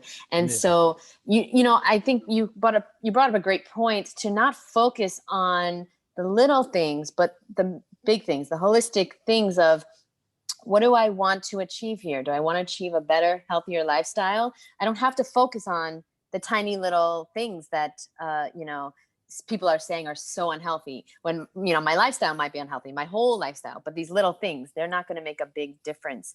Like you said, you have some oil, and some people say oil is the worst. I mean, me personally, I'm in that club too. I never consume oil, but I also consume things that I don't feel good afterwards. Right. I don't feel great after I eat a big, like, dressing made with cashews and, you know, mixing all the nutritional yeast and all these things. Right. So I think that it was a great point. And I really do encourage everyone to get this book. I think it's one of the most important books of the 21st century, for sure. And there's so much information in here that we can't even get into. You know, there's so much, so many things that you will start, it'll become part of who you are, right? Like when you try to inspire other people. Like, I love the part where we talk about how cows, you know, to produce milk, cows don't drink milk, right? And then I always teach people that, like, you know, people want to know, how do I grow my hair, skin, and nails? Like, how do I get better skin? How do I grow my hair? Okay, well, you don't eat nails to grow your nails. Right. So we don't need to eat protein to have protein. This is, you know, this is so simple. I love how the book and especially how you translated it. It's just amazing. Okay. So just a few more questions. I'm sorry. I know this is a long time, but just 3 more questions really quickly. I wanted to know supplements. I know Professor Ehret does not recommend supplements of any kind. I want to know, do you agree with this, and do you take any? And how long have you been vegan, by the way? So I've been 18 years. Yeah. That 18 years. That's amazing. Yeah, because once I stopped, once I got off of those initial kind of yogurt and we just cottage cheese. Then that was it. I mean, that was pretty much, once I got off of those. Wow. And then was off of the meat and the dairy. I mean, the dairy was pretty, I mean, it was fairly easy to get off of because I already couldn't handle it. I would have to take those little lactate pills that I'd been taking since early in high school. Anytime I was gonna have a big dairy-based meal. Yeah. Oh, you're not a baby cow? No? Yeah, right. It's a fascinating. And I even got mad at a doctor when I went to a doctor and a doctor actually told me I should probably, I mean, that's how disconnected we are, because the doctor is scared to even give a recommendation saying that I should improve my diet. When I'm like so sick and going through all this stuff, and this doctor is saying, well, you might want to not drink, and they'll do the safe things for them is don't drink pop or soda or cola or wherever part of the country you're in, you call it. Don't drink that, and don't, maybe eat a little less or whatever. It's usually lame. But I was mad about that when they're like, oh, because I'm like, man, I'm young, I should be able to eat all this stuff and not have all, acid reflux that I got all the time, and terrible stomach pain from not being able to digest dairy. But 18 years practicing the mucusless diet, and And so, do you take any supplements as a long-term vegan and practicing this diet? No, I don't. But we're not really a supplement kind of people as far, recommending things. I had dabbled at different points to experiment to see what it was or what they might do. There were some times at this point, about 8 years ago, I did a lot of experimentations. There's a number of things I do on my body that I don't report out to the world. That it's kind of in the spirit of Ehret's experimentation, because he did a lot of experimenting on his body. I mean, one of the most fascinating ones was that he would give himself or try to expose himself to like malaria and other infectious diseases, and then fast for a couple of days and cleanse himself of, this stuff that's supposed to be so deadly. In these viral loads and things like that. And so he did his things. There's a number of things that I did that I knew Brother Ehret wouldn't ever do. And so I explored that world, and what I found was you don't need it. That was my, at the end of where I did take, like, I took a couple different things. I'm like, okay, well, what would this do? You're supposed to have this, you're supposed to have that. And then compare that to the years of not taking those things. I was like, yep, no, I didn't need those things. But okay, so I have to ask about B12, because everyone's asking me to ask you, like, what is your thoughts on that? It's still an issue, so I need to know, what is your take on that? And you don't take supplements, so are you worried about B12 in any way? I mean, I know as controversial as it is, I just don't believe in these theories on a fundamental level. And so the B12 theory, most people take that on because of the marketing campaign. So much of our belief system around nutrition is based on clever marketing campaigns, because one of the rules of marketing is you have to convince the person you're talking to that they need your product. And the meat, the dairy, and the medical industry, the supplement industry, they have mastered the art of making you think you have to have their product or you will die. Even as a vegan, we're still It's deep. It's deep. Yeah, because what vegans ended up doing is they took a nutritional paradigm that is based on the eating of dead animal flesh, that is based on the worst diet in the history of humankind. You have very arrogant scientists and these early nutritionists and chemists in the 1800s from Europe mostly, and they couldn't conceive that maybe what they're eating is not the way that humans should eat. They grew up eating their mutton and their dead lamb and cow and what pig, and it's like, well, this is how we eat. We were obviously omnivores because I grew up an omnivore. I'm European, and we are the greatest thing that's ever happened in the earth. I mean, that's the mentality. So that is the basis of all nutrition theory that's out here to this day, is based in arrogant, problematic, fallacious theories. And so the protein theory, and you can look this up, Francois Magendie and Mulder, as they kind of were working at different times, but one did one thing, another did another thing. But essentially, this is a theory that's based on, pro meaning first, teen meaning principle, first principle of life being this nitrogenous substance that you acquire by way of eating dead animal flesh. How did they come up with that theory? They starved dogs. And so this entire protein theory that the marketers grabbed a hold of, the medical industry grabbed a hold of, and just went crazy over, it's based on starving dogs. They would take two dogs, one dog they gave nothing but water, another dog they gave a water with some kind of little supplements in the water, and the dog that they forced to just drink water died before the dog that had the supplements in the water. And wow. So they came to the conclusion, well, it must have been those supplements that kept this dog alive longer than this other dog. When where we're coming from are saying, well, it's not that the whatever they put in that water slowed down the elimination of that second dog. That's the difference in paradigm. So when you're looking at fasting, like, what is fasting? What does it mean that the body is an air gas engine that survives off of air fundamentally? What does that all even mean? They weren't coming from that perspective.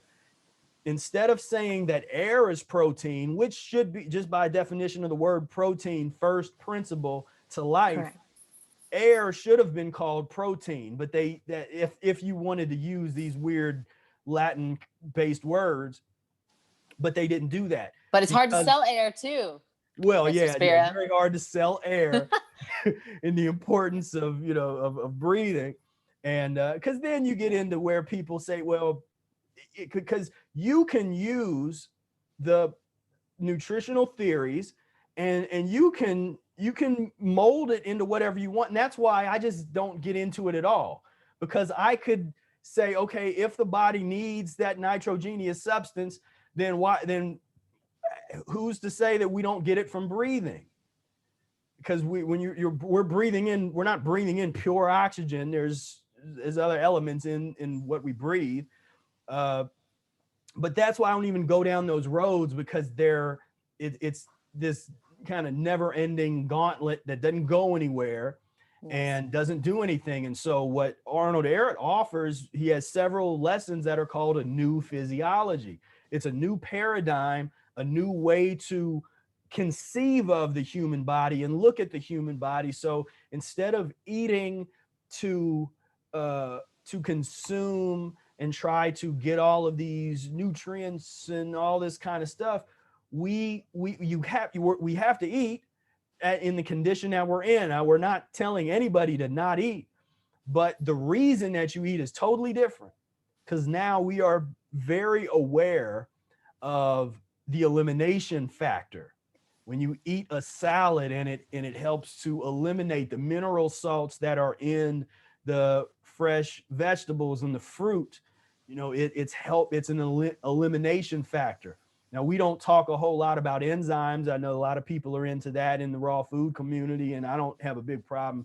I'm not a huge fan of, like taking enzymes that aren't in the foods and that kind of stuff.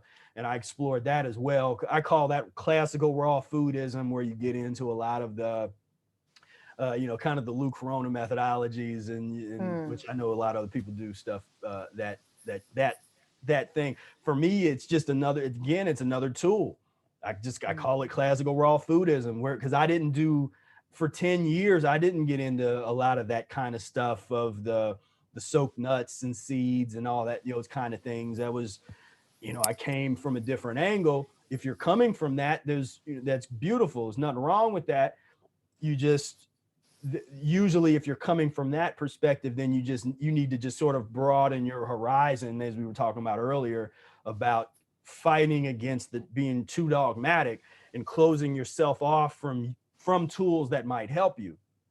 But very well said, somebody in my case, then it's the opposite of that, where it's like, okay, I got to a certain point, because I went long periods of time being raw and mucus free, just because that was part of where I was at physiologically, and I wanted to see what that was about. But when I'm raw and mucus free, that's no oils, and that's no, period of time where there's no oils, no nothing, no fats of any kind for extended periods of time, then now you're talking about a very, that what for most people would be fasting of just, that might be fruit juices or something, or just raw fruit. I usually just have mono fruit meals. I don't mix a lot of fruit together, usually, sometimes, but usually it just, 3 or 4 apples is a fruit meal for me, or a handful of grapes, or like today, it was grapes today. I had maybe a half pound of grapes. That was my lunch.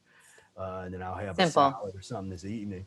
But so I don't know. So I'm on the side of things that the body creates whatever you need, whatever we need in terms of, the hormones and this and that and all that stuff. In an unobstructed body, you are going to be able to produce whatever it is that you need.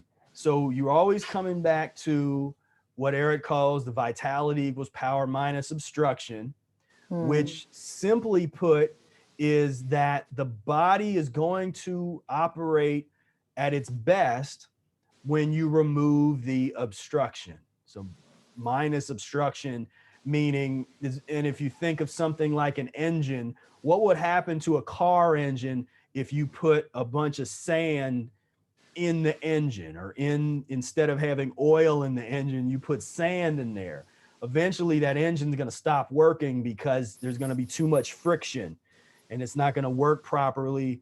And that friction is essentially obstruction.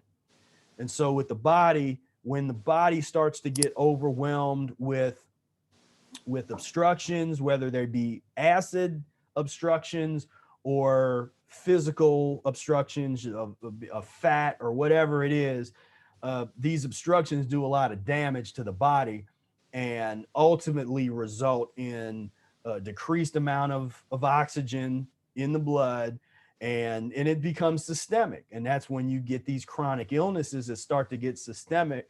And of course, medical industry, or and even some naturopaths or homeopaths, they want to focus on that. Okay, kidneys aren't doing well, so we're going to really focus on just the kidneys, when it's a holistic situation. You want to always be focusing holistically, whatever the symptoms are, wherever the weakness is. One thing that I really, really like that Dr. Morris said is the genetic remembering of cells. And that occurs with the removal of waste, with the removal of that which your body does not need. When your body doesn't need it, it's toxic, acidic waste or fat or whatever it is, when the body doesn't need it, and you go through the process of elimination to get rid of it, then that's when some of these tougher cases of people having various, if they're endocrine system issues and this kind of stuff, the body starts to put those things back together on its own. You know, and that's the miracle of fasting and going through this process properly. But you can't just throw what I see a lot of people do is they just start throwing stuff at it. They start just, you know, they're going through something and they're like, okay, well, here's some herbs that are supposed to, or formula that's supposed to help the symptoms that I have. So let's throw that at it. And then they're like, okay, well, I don't feel any better. It didn't work. Well, it wasn't about just throwing something at your symptoms. You got to go through the therapeutic transformational process. And the foundation of that process is elimination. It always comes back to elimination and getting rid of what you don't need. And so that tends to be where discussions of nutrition go when we're asked that question.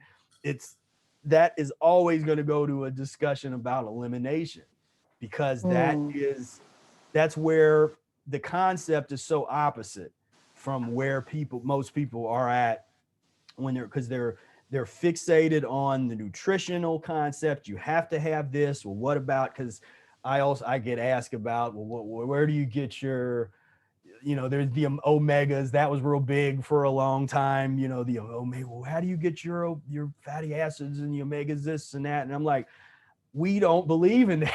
we just don't believe in that, you know, from our experiences and from our stuff. I don't like to be real aggressive about it and sort of like say that you shouldn't believe in these things or whatever. I encourage you to look at the history of the theories. You look at the history of the B12 theory, and it's very curious. It's a very strange kind of, you know, thing that they put together, a basis and theory that they put together at the foundation of that. So, you know, the calorie theory, Atwater, same thing. And so when I can have a conversation with somebody about those initial theoretical frameworks, then even if you agree with it, you at least really know it. Like you really know that initial, where they were coming from with the theories. Because the calorie, that's another one of these that is so ridiculous. But check it out for yourself. Check out, you know, read through Atwater's books, those old pamphlets, and look at the reasoning. And especially if you read through that after you've read through the Mucusless diet healing system, with that kind of, because those are also written in sort of that old kind of way. But it's interesting to see when you start doing that, how advanced Ehret's work is versus some of these writings that have become the foundation of how so many people think about nutrition in the body. And they're terrible theories. The calorie theory just fundamentally is horrible, but people have made their living off of it for so long, you know, billions of dollars. The diet industry, the health, the whole thing is just insane. And you know what? An open mind is the greatest asset you can have when it comes to health and nutrition and your life. Having an open mind to hearing things like this, hearing things that nobody else is talking about. You know, the word vegan is out there now, and that's amazing. That's awesome. I'm walking through the airport yesterday, and there's signs that say vegan, and there's like, it's junk food, of course, but it's amazing. I'm so happy. I'm so grateful. But I wonder if the world is ever going to get to a place to accept that these things are lies. These things, you know, that we have been taught, that are taught in universities, that are, you know, these are not true. And I just wonder, I don't think it's ever going to happen, but it would be amazing if it did. Yeah. I mean, I'm hopeful that the work that we're doing, and because I'm always working on improving my skills as a communicator and educator. And so part of what I'm working on right now is some new presentations and webinars that is more accessible for mainstream audiences, where people can come in and I can break things down. Like, look, in the 1950s and 60s, one of my examples, like in the 1950s and 60s, and I bring up all those old cigarette ads where it's, you know, Dr. So-and-so recommends Camels as the healthiest cigarette that you can smoke. For Smoke pregnant it. women, even they said Yeah, pregnant women should have cigarettes. It's nutritious. It fights yeah, colds. All this stuff.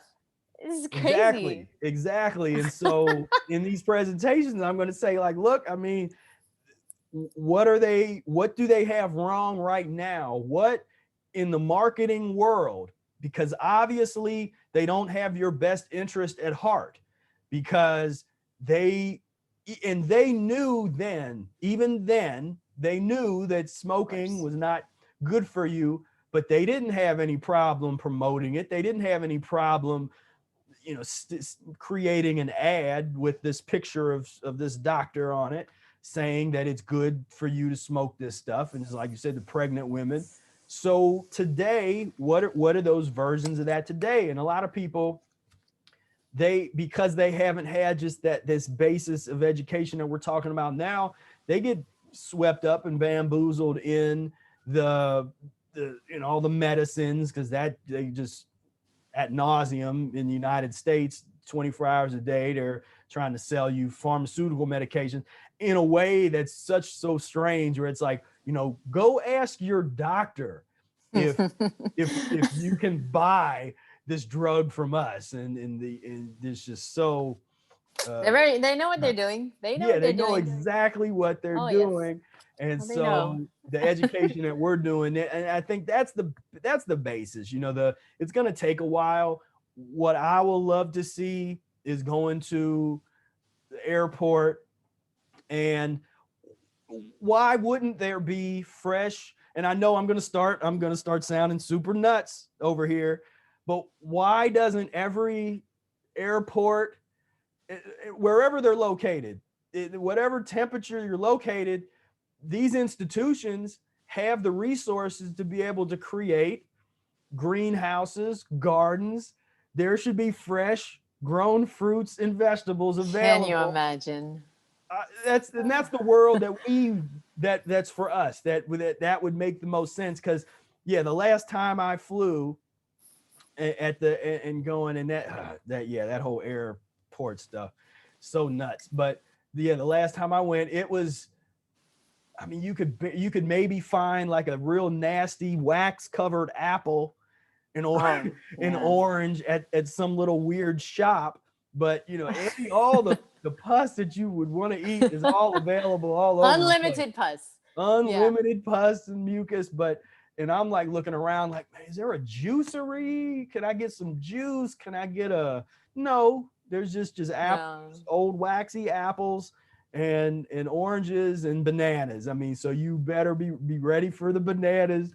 Nothing will be organic, so don't even think about that. But just, you might have to, and you can't, can you bring in stuff? I guess you can. At one Oh point, yeah, you can. Oh yeah. I yeah, brought a yeah. jackfruit on the plane yesterday, Okay, good. actually.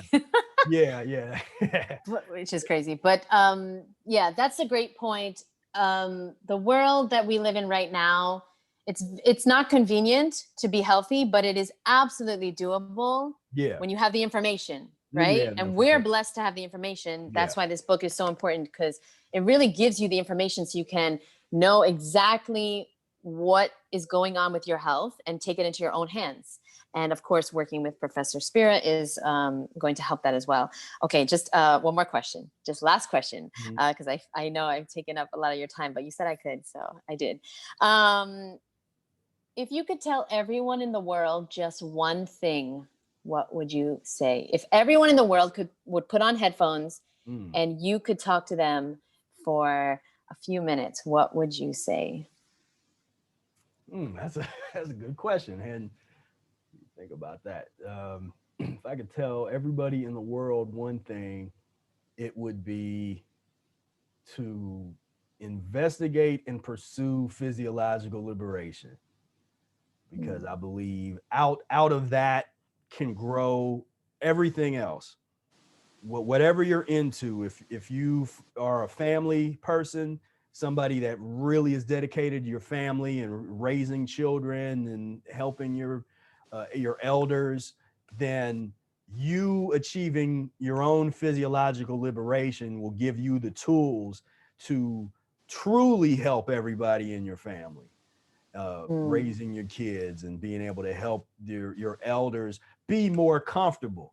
in their older years, to actually be able to, help them exist with less pain. You'll be able to do that. Physiological liberation, these ideas that we were talking about earlier. The more people that start to go down this path, the consciousness will be there to will into existence the ideas of, like, the airports. Every hospital should have its own gardens and greenhouses and produce its own produce. There's no reason we shouldn't have that. The resources are there, the science, but the will is not there and the consciousness is not there. But through physiological liberation, what I call physiological liberation, which is the path of the mucusless diet healing system, back to nature concept. I'm not in any way anti-science. I'm not anti-technology. I'm pro using technology to get off of unnecessary technology, to get off of technologies that create,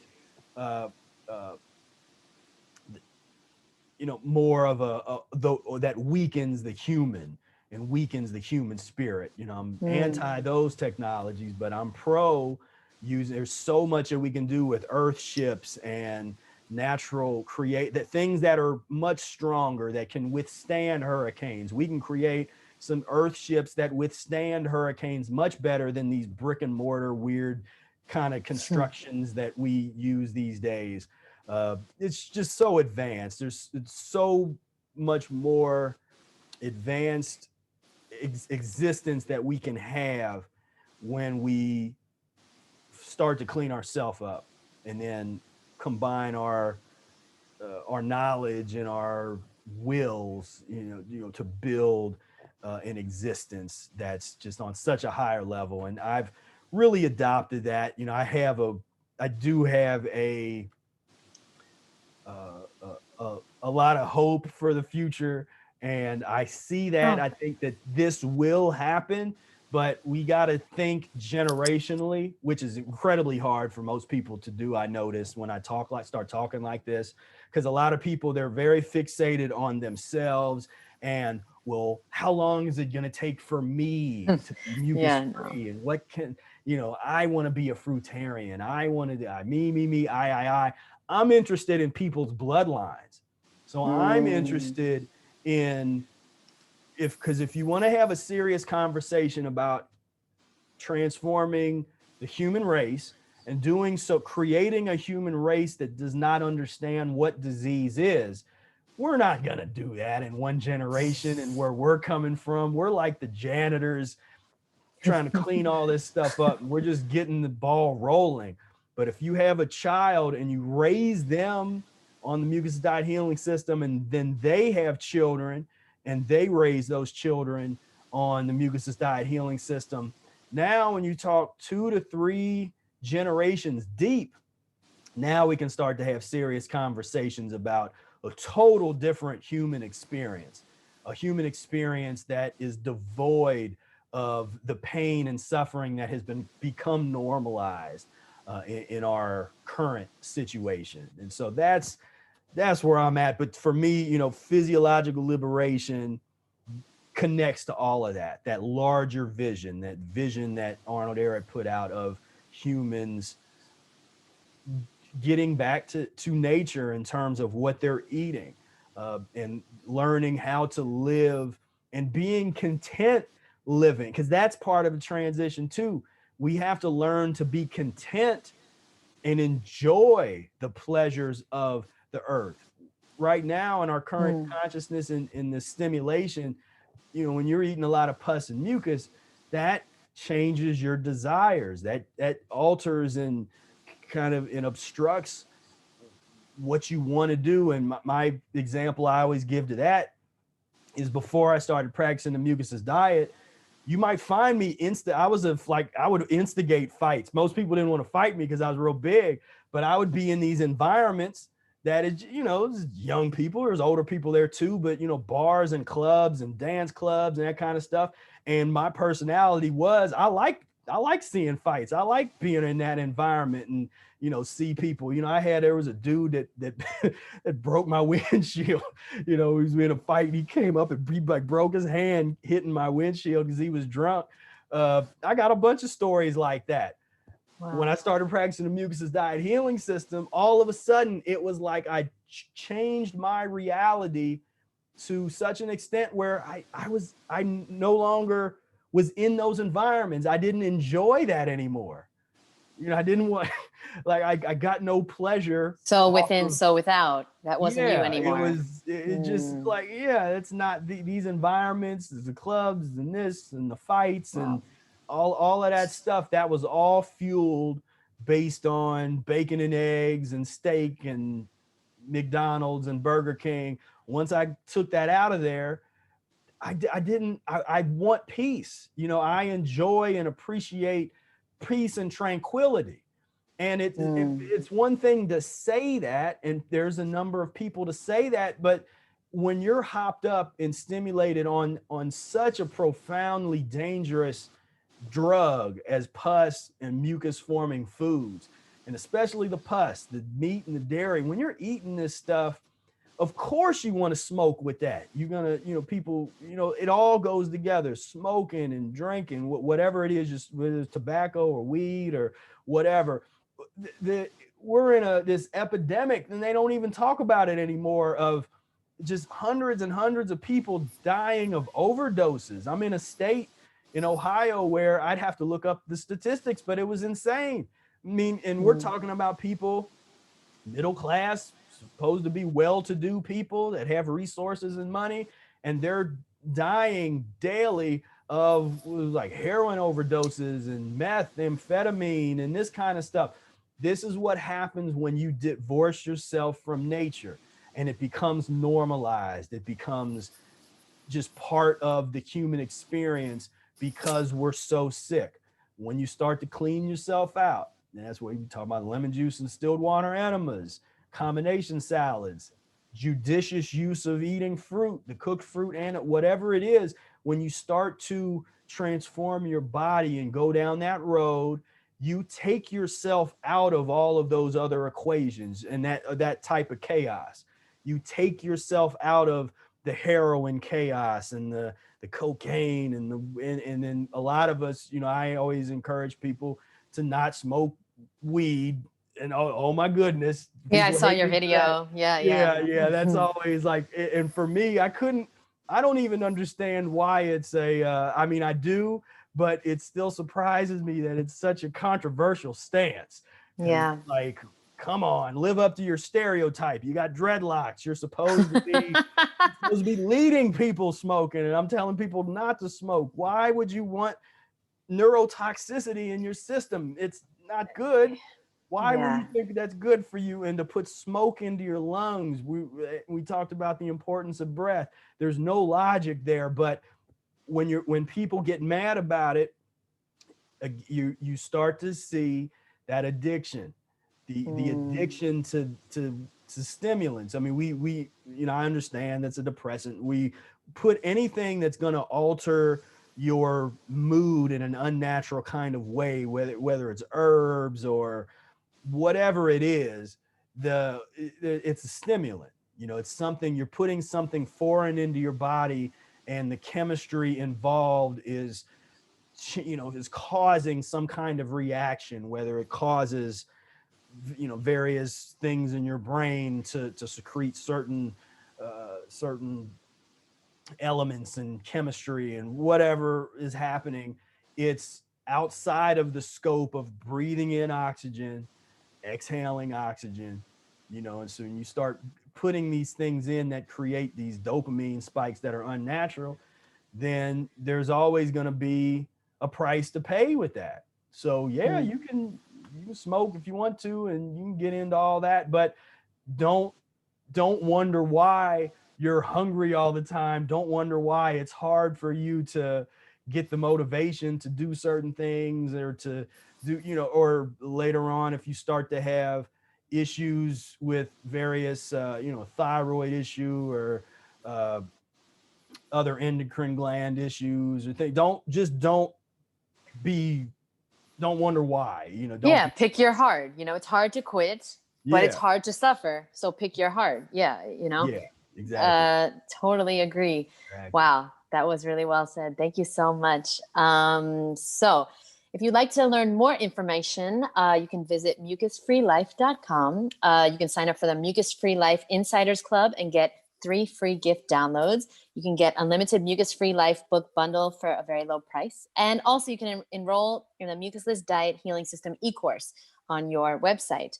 So right now you said that you're working on videos on basically showing people how they were lying to us in the past, they're lying to us now, and they'll lie to us in the future, right? And that is what Yeah. you're focusing on now. Yeah. It's you know, I've been studying some uh just to improve marketing and just really looking at some of these things and not just reverse engineering stuff, but really looking at how people think about these things and I've always kind of analyzed them myself, but now I'm really digging deep into that the psychology that all marketers, you know, that all the professional high level marketers that are successful, that they're always using.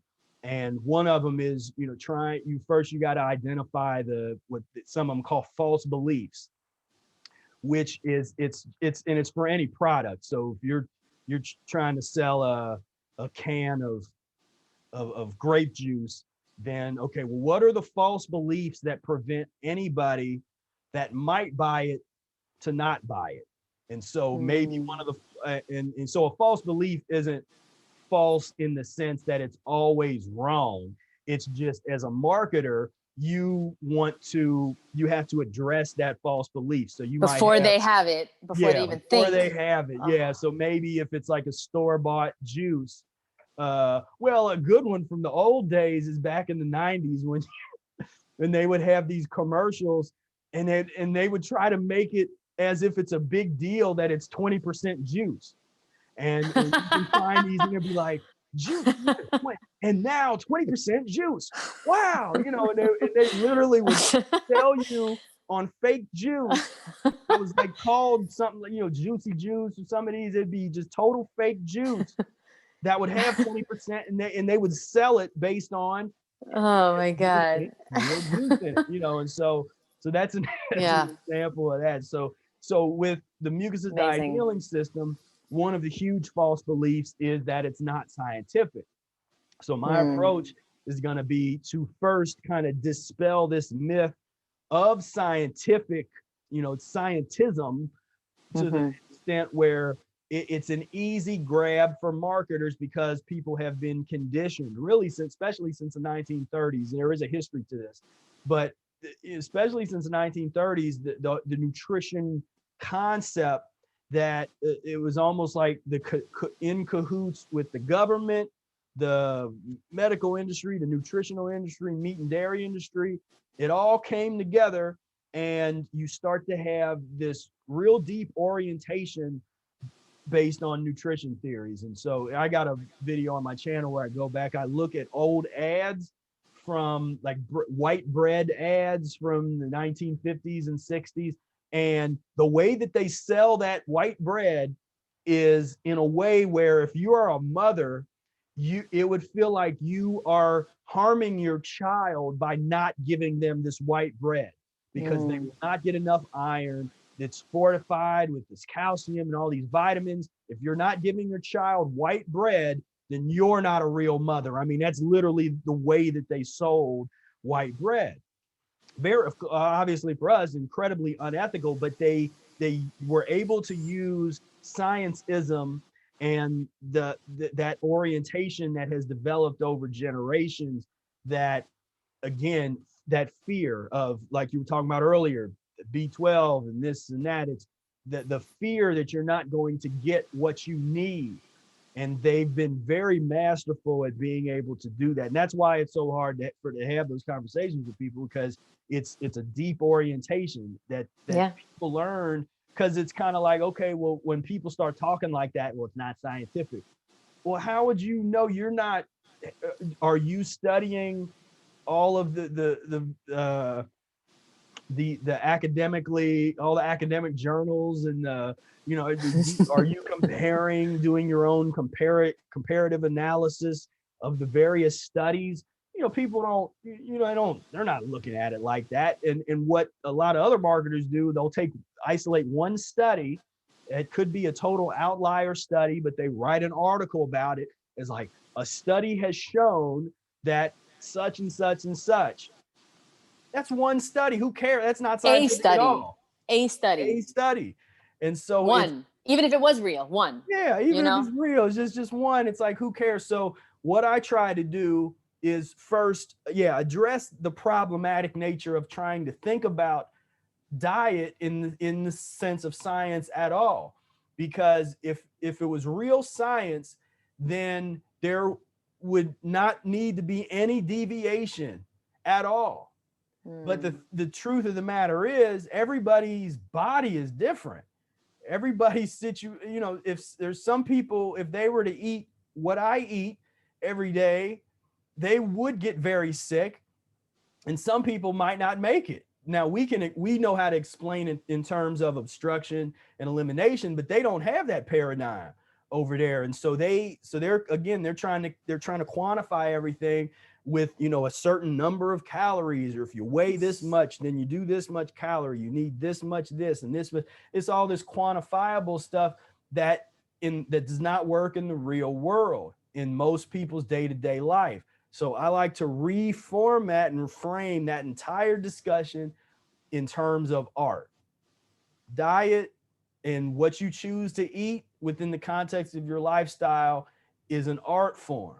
The Mucusless diet healing system is an art form. What is art? When you start getting into like, well, what do I mean by art? If you think about somebody that's learning how to paint or learning how to play a musical instrument, you have method books that are sort of that fundamental principles of how you are traditionally would approach this particular activity, this art activity. But each person has to takes those principles and does their thing with it.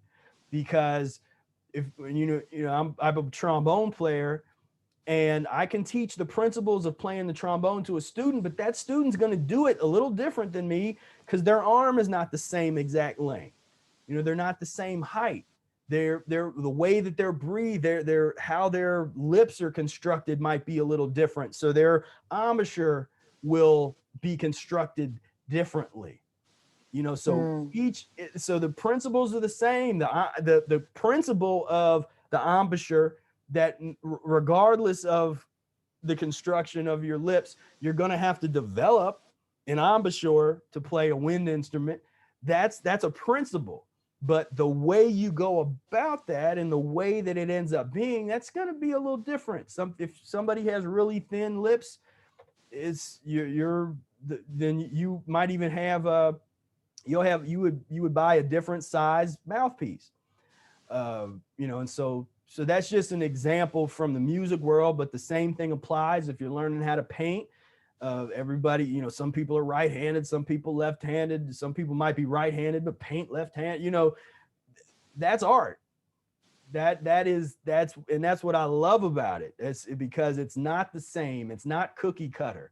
We start with the same principles, but we're going to use these tools differently. We're going to make our art differently, and everything has to be factored in. Like we were talking about before, the life that you're living. If you're raising children, you might use some different transitional tools because than somebody that's living by themselves. Somebody that's doesn't have a whole lot of disposable income, you're going to approach the diet different than someone that doesn't have to worry about that, and so all of those different factors have to and it's possible and it's wherever you are, everybody, wherever you're at. I've worked with people, and I talk about that. I make that point in my in Spira Speaks, where if you're in a so-called underdeveloped country, or they used to call it third world countries, the politics of the naming conventions have been changing over the years, and I've try to keep up with it, and I haven't. But whatever you call places that don't have access to 24-hour grocery stores and all, you know, and all the kind of things that in the so-called Western world we've become accustomed to. The quality of a lot of the stuff we get is terrible, but you do have 24-hour access. At least you used to. I guess now places are not open 24 hours anymore. Oh, yeah. Oh, sorry. But yeah, but yeah, if you're in one of those places, there's still best practices for you. Even if you don't have access to fresh fruits and vegetables, then then get some cans of some fruits and vegetables if you have to, and try to get them that where they don't have a bunch of additives in them and syrup and all that kind of stuff. But wherever you're at, there are the best practices. You know, there are the better decisions to make that for transitional purposes that will help you. And then that becomes a goal to put yourself in a better environment for your health, where you make that a value, you make that something to do. And so some people, you know, you try to move. I mean, and then when people want to say, well, it's too hard, it's like, man, I'm looking at some of our ancestors and folks that had no resources and nothing, but they migrated to a better environment. They put the few things that they had on their backs, and they started walking, and they walked miles and miles, and they created a new village or a new place to live somewhere else. That's the spirit. It is hard, but you can do hard things. It is hard sometimes, but you can do hard things. You can do hard things. The society has told us that we can't, and we can. We're just choosing our hard, honestly, every decision. We're choosing our hard. Are we going to have discipline now, or are we going to have regret later? Really good point. And, you know, also about the diet, what I love so much about this diet, it's so much more realistic and inexpensive than the raw food diet. Honestly, even as somebody, you know, if you have a lot of money, it's still crazy. The raw food diet is insane. It is really insane, especially when you're refusing to compromise and you're convinced that raw food is the only way. And, you know, even, you know, no matter how much you can try, you still can't ever be a perfect raw foodist, right? You can't be perfect at anything. But the mucusless diet, it's actually quite simple. Once you know the fundamentals, you get the book, you read it. You know, I would read it a few times. It really helps your version. You know, the other one, you know, I had to read a few times, and then your version, much easier to really comprehend. And then you realize, okay, this is actually pretty simple. No matter how much money I have, no matter what my lifestyle is, if I don't want to just eat all like cold food, maybe I live in a cold climate, maybe it's not satiating to me. You know, it's very, very simple. And yes, you are going to have to give up some things, but slowly you can transition. But what would you rather suffer? You know, the transition, you know, discipline of giving up some things, or suffering the health consequences of not giving those things up. You know, we're choosing what we are going to be dealing with. So I want to say thank you so much, Professor Spira. You are amazing. You changed my life, and you changed the lives of so many people. You have changed the lives of so many people. And I just want to say thank you for doing what you do and sharing your work. And I know, you know, you have hope for the future. So, you know what, I'm going to have hope, because you made me think about it. It's not about me or my generation. It's not about the next 100 years. It's maybe about the next 200, 300, 500 years, right? Because if we can get to the state where we're in now, which has only really come about by the last 200, 300 years, right? We weren't in this terrible, terrible state 200 years ago. No. It's really, I mean, even in the past 60 years, I mean, just with the advent of GMOs in the last 30 years, and just this manufacturing of way too much food that we don't need, but that's what I love. Subsidization and the everything, politics behind it. I mean, it's just, you know, corn based lifestyles everywhere. Where corn is in everything, corn syrup. Stay away from corn, guys.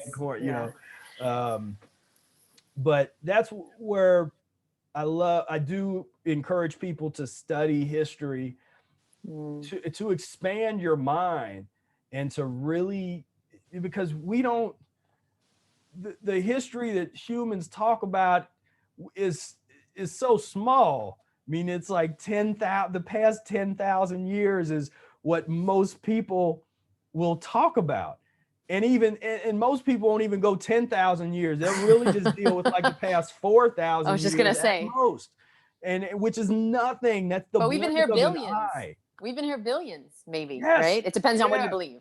Yeah, depending on what you believe. And even if you just believe in the science, the furthest back that they can really go with the tools, that they're limited tools and resources that they have right now, is that 10,000, 12,000 year mark, because we don't really know too much about, the pre-flooding and this kind of stuff, where that's pretty universal, even in the scientific, among the scientists, that there was some massive flooding, 10,000, 12,000 years ago or so. And we just don't have too much resources before that of learning much about. So you do have to go and investigate the mythologies, and that's part of that, but that's part of that a tradition I talked about earlier, to have that ability, to look and see what are the scientists saying and the evidence that they have, but then to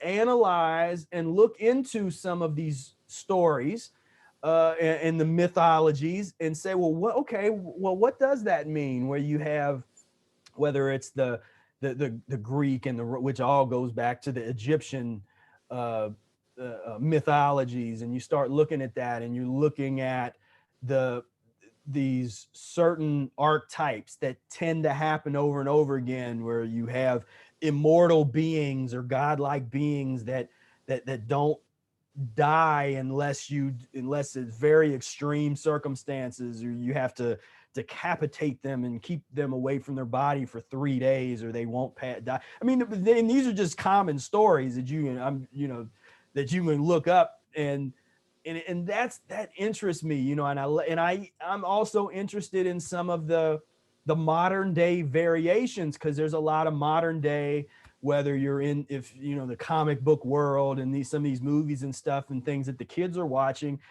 these are the modern day mythologies. And so I'm always interested in that, and I'm interested in the myths of the fruit eating clans. But we don't get enough of that. We, in our Marvel universe, where are the fruit based worlds? And I always used to say that about Star Wars. Where are the worlds? Where's the purple? Because I used to, I would travel in my mind. I used to travel to this, the purple planet, with the very, very, very dark people. The people that because darkness is about not the degree to which you reflect light. I mean, that's really what it's all about. And the more concentrated that a physiology gets, you become a great emitter of energy, but also you can absorb so much more energy. And that's basically the difference. If you take, just a white basketball and a black, I'm talking just literal, just the color, there's just physics involved. That black basketball can absorb so much more energy, and you touch it, it's hot, because it's also it simultaneously can emit that energy. Where you got like a white basketball, it's cool to the touch. It's because the energy can't come in the same way. But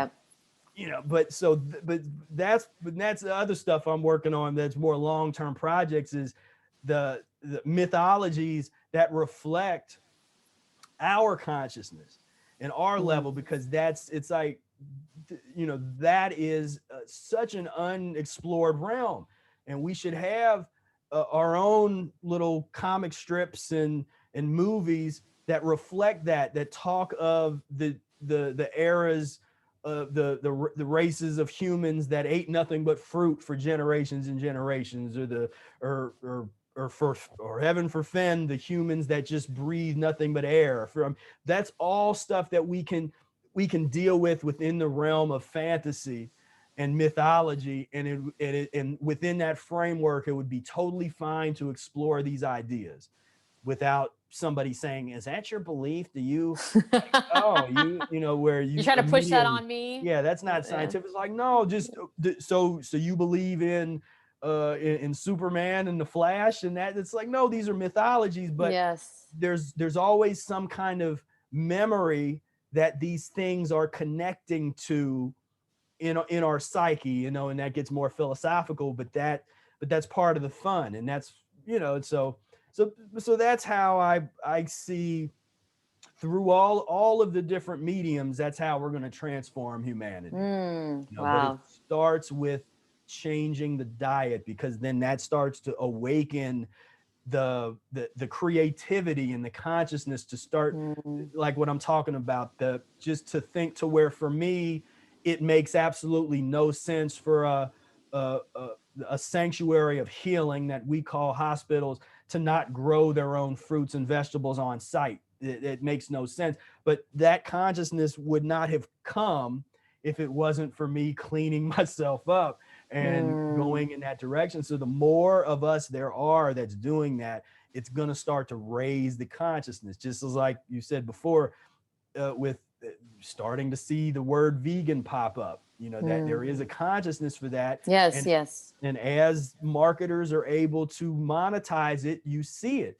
And eventually there will be more and more people who are going to say, well, you know what, I'm just going to start growing my own stuff because it's easier and that. And so then when that starts to happen, you'll see higher quality fruits and vegetables in places where otherwise there wouldn't have been, because they're going to find a way to market it and make it cheaper because they're losing money as more people start to do that. And so it's definitely, it's going to happen. It's happening, you know, but it's a transition. And so the transition is on, you know, humanity's transit. Every once in a while, something happens to push that elimination a little faster. And we're actually in one of those periods right now where we're being pushed a little bit by way of what some of the sick, the really sick corpuscles. That's another philosophical way that I'll look at the earth.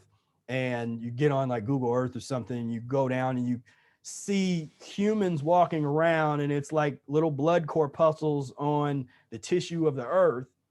But what's happening is the little sick corpuscles are creating these little cancerous sections where a lot of them reside. And when you look at the map through that kind of lens, and you look at some of these really big cities and you see all this concrete, it looks like big tumors on the earth.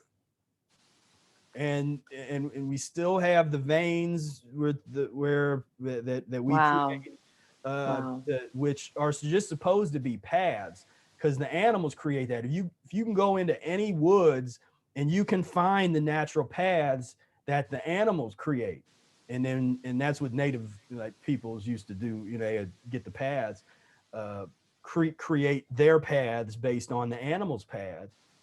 But we don't do, we create these big cancerous kind of, just the way we live. We're not supposed to live like this in these huge, cities. And I know some people love it, and that's fine, but we're not, in the long term, it's not sustainable for the earth. We're not supposed to live stacked on each other in like high rise concrete slabs. Yeah. With no fresh air to breathe, no food in sight grown, locally. No growing food. Yeah, exactly. No fresh air. That's not supposed to live like that. And there's a better way. Yeah, there's a better way. There's such a better way. But we can get there. The first step is always cleaning ourselves up. Within. Yes. And then you can see the totality of possibilities. Exactly. Yeah. Wow. Amazing. Thank you so much. I really appreciate this. Last thing I want to ask real quick is, what is your favorite fruit, Professor Spira? All time favorite fruit. You only get one. I had to say pineapple. Yeah. Pineapple. Wow. Yeah, if I could just have access to pineapple. If I just have access to something that I could eat every day, if I had properly ripened, like the stuff at the store, not so much because no. I get it when it looks okay and I can deal with it. But no, if I had access to just freshly grown, ripe pineapples every day, yeah. Yeah, I could. Have you tried the pink easily ones, live by with the that. way? There's pink pineapples. Have you tried that? I've had there's not a lot of that comes up here, but Hmm. I have tried those. And Are they good? I haven't tried it yet, but yeah, because they pretty heard. much it's kind of like the different colors of the melons where the integrity where it tastes similar. It's just the little Oh. got the Hmm. different look to it. But yeah, Okay, well, thank you so much. I really appreciate you and your time and everything you do and everything you shared and what you're going to share in the future. And I can't wait to see your film of the fruit-based eating comic. And I want to be in it, so let me know. yeah. That would be amazing. Wow, I'm gonna dream of that. I'm gonna try to manifest that because that's the future. That's incredible. Thank you again so much. And yes, again, mucusfreelife.com, correct? Yep. Is the website. And I'll leave all the links below to every single thing, especially how you can find out more and work with Professor Spira if you would like. Okay, so thank you so much, and I will speak to you soon. All right. Thank Thank you. you. Bye.